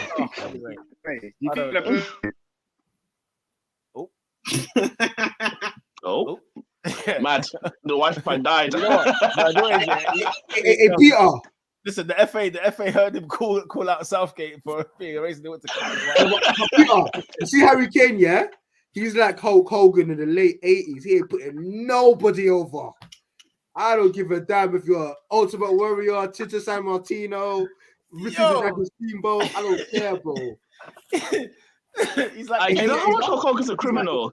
He's like, do you know how much Hulk Hogan's a criminal? He lost to the Undertaker, and he said to Vince McMahon, "Give me my title back." The next day, and then he took it back, and he took the title back. He's a criminal. Hey, Hulk Hogan's a liar. He went on Joe Rogan's podcast and said he's wrestled 400 days in a year. The guy's a fraud, blood. He's a freaking fraud, blood. Guys. Oh yeah, because he said time to like on the aeroplane and going back inside. He's a sick one, man. Hulk Hogan tweeted a member of Jackass and he said, "I love you, I miss you, wish you were around to party with me again." The guy's not dead. He replied to the tweet saying, "I'm still around, Hulk. Where are you?" Hit me up. Hit me up, homie. He replied to the tweet. Because you got the wrong one. One of them did die. The guy's a criminal. Hulk Hogan's a criminal. He should be behind bars. Let's move on. Oscar, I said it 2 weeks ago. He said Elvis used to watch him wrestle. Elvis died in 1977. Hulk Hogan made his debut in 1979. He said every time he was in Tennessee, he used to link up with Elvis. He's a fraud, blood. He's a fraud. He said he had 27-inch pythons. Whoa. First of all, he's just a fraud, blood. He's a fraud. He's a fraud, honestly. All right, Oscar, play of the week. Evan Ferguson. Let's move. Evan Ferguson. Yeah, absolutely. Evan Ferguson. Well done. Player of the week. Who's not that guy? I want to start things off. Honorable mention, guys. Team of the week. Team of the week. You're not that guy. Team of the week. I'm trying to wrap up the podcast. That means it's a good one. It's Brighton, by the way. It's Brighton. Is it Brighton? It's Brighton, by the way. Yeah. Yeah, I think you'd be hard pressed. You'd be hard pressed to choose anyone else. They convincingly battered Newcastle. Yeah, we'll go with Brighton. Brighton are the team of the week. Okay, not that guy, guys. I'm gonna start things off. Honorable mention: the Arsenal fans that left before the second goal. That left. Cook them. Guys, Listen, we enter the Emirates Stadium to entertain the people, okay? We're here to watch the football matches. We're here to give you the music. And I'm seeing you down Drayton Park when it's 1-1. You are a disgrace. I love the fact that Sky panned to them people walking when the second goal had gone in. I said, these frauds. And they didn't even react. It's as if like they didn't even know it happened. They're just there walking. I saw some of them running back, but it's hold it because Arsenal have been showing for the last season and a bit. We don't leave until we tend to score. Then don't leave. We had goals at Fergie Time. Where are you running back to? Yeah, you didn't get back in. You're not getting back in. You're not getting back in. You know why it's pissed me off, yeah? Because it's a Sunday afternoon at 6:30. Where are you possibly going now? Nowhere. Yeah, that's a good point, actually. There's work tomorrow. The day's over after that. You're not going anywhere. Yeah? You know what I'm so saying? why are you leaving games early to beat the rush? Hey, Peter. What? I had on Friday, you didn't need to announce. You did not need to announce 8 minutes, though. We didn't need to have that. Oh, it had to be done, John. It had to be done. When that board went up, people, I said yes. 8 minutes for who? I hear that. 8 minutes from where? You know when they do the traffic light. Wait, what do you mean, guys? You don't have like 9 VAR calls, bro. It made sense. Yeah, time wasting, everything involved. You know them ones. Yeah, blood. You know what I'm saying? I was at 8. All of you 5, people I would have been fine. I just want to say this, yeah. Everybody who views and watches this podcast, anybody on this panel, if you leave before the full time, you're a fraud. You can't pay the money You're a fraud. and rock up. You're a fraud. You're an idiot. You're a fraud. You're an idiot. You're a fraud. Man went to watch Oppenheimer and left before 7-0. the Do end. you know what I want to do at the end? Even if it's 7-0, I want to clap the players. You better come over. You know what I'm saying? Peter, we won the Forest. That's what I was doing. Well done, boys. Well done. We go again. We go again. You got to clap the boys. All right, quick question, because I don't know if it's serious or not. I don't know if you guys saw the video when the second goal went in that United fan that collapsed. Was it serious? Like, was it a like he passed out and need medical attention or not? Because the video that went out, it's like this brother, he dropped. He looked like he saw a ghost. Robin. So He yeah, fell 3 rows. There's no way that was a. It's like it's literally. I was like, friend, is he all right? I'm just hoping he never passed away, bro. Another honourable mention, real quick. Another honourable mention: the jabroni that went and attacked Roy Keane. You beanhead, blood. What are you doing? What are you doing? Roy Keane's still about this life, Roy Keane, bro. Knocking man out. Bro. He's still about this life. Don't mess with a man from Cork, bro. That's one thing I've learned growing up in North Wheezy, boy. Them Irish man don't play, blood. They don't play. That's me done, guys. Go on. Honourable mentions, or Dave, if you want to wrap it up. David, who's not that guy? A quick one, though. Nick Jackson, you can't be missing open goals. You can't be doing that. Oh, Jackson. Jackson missing the goal net. Flipping hell. We could give it to I could give it to Mr. Sancho, but he's the man the minute, so I'll allow man. Anyone? What year we're in? The year 2023, right? Ernest, yeah. Sorry, just real quick. Ernest sent a link on the group chat. He's called me out, right? He said, "Yo, Pete, holla at me." It's Sancho doing the press ups with Bruno Fernandes. Hey, the press ups were smelly, blood. The press ups are bad. There's a term for that. That's a separate. It's never the press up. Yeah, it was just a plank. He's just doing a plank. It was like a wobbly joint. These times, you know what I'm saying? But Fernandes is getting chest low. You know them way there, like full up. You know them ones. Sancho blood. You know what I'm saying? He's not even moving. It's ridiculous. Their elbows were locked in position, boy. He's a fraud. He's a fraud for that. Still, I can't lie. Yeah, go on, David. Sorry. You could have put a knife under it. It would have been fine. Listen. We're in the year 2023, yeah. And next year is 2024, isn't it? Yeah. Hopefully. Anyone, hopefully, God willing, anyone expecting this country to ever lift up a major trophy? Forget about it, man. Forget about it. Obviously, we saw our ladies had a stinker, bruv. Bottled it in the World Cup final, and the the men are going to do the same Bruh. thing. Because once again, two gentlemen who have not seen minutes. Who have not seen minutes. I said white privilege. Man, we've seen it. The man who all you man that's out here wearing waistcoats, bruv. You can hold it, bruv, yeah? Gareth Southgate, you're not that guy, bruv. Absolutely. Flipping tall, bruv. Wow. We're not winning enough. Man, them have got no minutes in the can. None whatsoever. They're going to go into a game raw. And it's not like it's not no minutes this season. It's no minutes last season. What are we doing here? What we need Absolutely to address, crazy. What we need to address is that there's 33-year-olds playing in Saudi Arabia. Making England squads. Now, Brother. because as far as I'm concerned, when you go Saudi, you signed out of elite level ball. Let's keep it a buck. Brother. There we go, bro. Meanwhile, Benjamin White can't get in his side. Now, that's beef. That's politics, though. Yeah. That's part Yeah, of listen, it. I thought maybe he doesn't train hard enough. Who knows? Who knows, brother? Who knows? Right there. Guys, that is going to wrap up this week's Top 4 podcast. We're heading into the international break. You know That's what I'm a saying? good title, Some people are loving it. Some people are hating it. It is what it is. We'll be back next week, the following week. Okay. There will be, I don't know if there's any big games anyway in that week. I doubt there is. But yeah, we'll be back.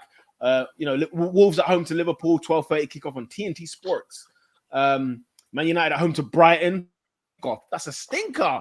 3 o'clock kickoff. West Ham at home to City, 3 o'clock. Stinker. Oh my God. Wait. Why are these games not on TV? I don't know. What's the 5 p.m.? Tell me the 5 p.m.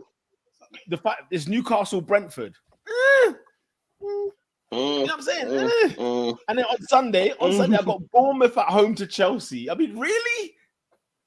And then on the Sunday afternoon at 4:30, Everton at home to the Arsenal. Oh God, Everton away after an international break. I don't want it. I don't want it.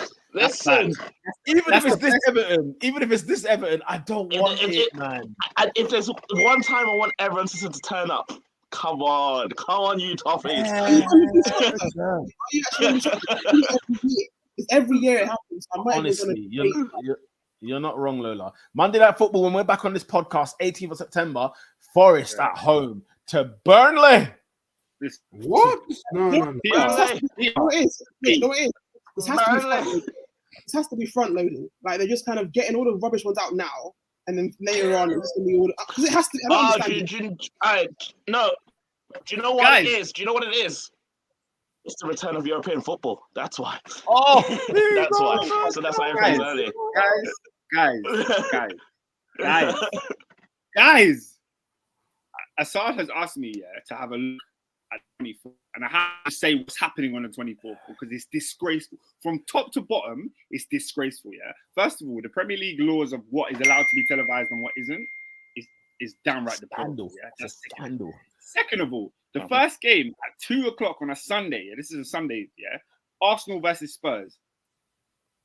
Okay. So that at 4:30... Please don't tell me that's not on TV. No, it's on TV. But at 4:30, Sunday, the main event, the pre-card and the main event, Arsenal versus Spurs is followed by Sheffield United versus Newcastle. Oh, let me tell you right now, guys. Sky Sports will be filming that game from the Emirates. Let me tell you that right now. They're not going to even be at Sheffield. Are you crazy? We're not done because Sheffield United versus Newcastle is the 5th interesting game that day. That day. There's Brighton versus Bournemouth, a better game. There's Liverpool versus West Ham, a better game. And there's Chelsea versus Aston Villa, a better game. Why on earth we're getting Sheffield United versus Newcastle? Nah, I'm sick. You fill up my senses. I'm sorry. These guys that paid. If there's one thing, they paid to TV for every Newcastle game to build their brand. I'm sure. I'm convinced. Oh, guys, I'm gonna put in the group chat Sheffield United You just need to have. If there's one thing I rate about La Liga, they said these are my main dons. They said these are my main dons. Barcelona and Madrid, they are on TV every week. Robert, Everyone you know why? else is Robert, can you know be why? substantial. That league is in grave danger. Because they're the I bar. no, but guys, even back in the day, it has been Barcelona and Madrid are on my TV screens because these are the big people. Everyone else secondary. can I update not that guy, bro? Go on, cuz. Of course you can. Well, I like this guy, but yeah, he's had a stinker. He's with his missus. I'm just scrolling through Twitter and I've seen he's with his missus in Italy, bro. And he's been banned from using, the Venice boats, like on that river. What do they call it? The gondola. I know what you're talking about. I know what you're talking about. Why? He's with his missus Okay. in Italy, in Venice, on the river. Yeah. What do you think they were up to? Is this a famous person? Yes, blood. Yes. Oh yeah. Who is it? Oh, they're saying, Kanye. Kanye. Kanye Hey, East. you're Kanye not East. that guy, blood. You're not Kanye that West, guy. blood. What are you doing? What's Kanye West doing? In 4K, blood. Doing He was husband and wife things. he was getting freaky on public transport. With who? Right. His missus, man. What's wrong with His you, new man? thing. His new thing. Was that gondola pool or something? Was there other people? What? No, it was public Oh, in the middle of Venice. Who's Everyone can see it. his missus? You know the lady that goes attention a pickpocket. That's where she lives. That's what they'll do. Oh my god. Right there. I tell you, Right. down in big pockets. That's funny. Kanye West, man, you need to hold that. You need to hold that. Also, guys, we didn't answer any of Endo's random questions. Quickly, man. It's nearly 11, blood. I didn't see any that was worth answering. So No, I'm there just was saying- one. There was a weekly question. There was a What weekly was it? question. I saw it. We got the What was 30-degree heat It's in well up. September. I'm all for it, like shorts, things. Go on, then, Oscar. I don't have the question. I just said we didn't answer. You're there chatting, blood. I just- End the podcast. So no, because he asked one question that was so outlandish that I Scroll wasn't up. going to read it. It's there. Where? What? Kanye West is married. What the Oh hell? yeah, it said, Lola is running for. Right?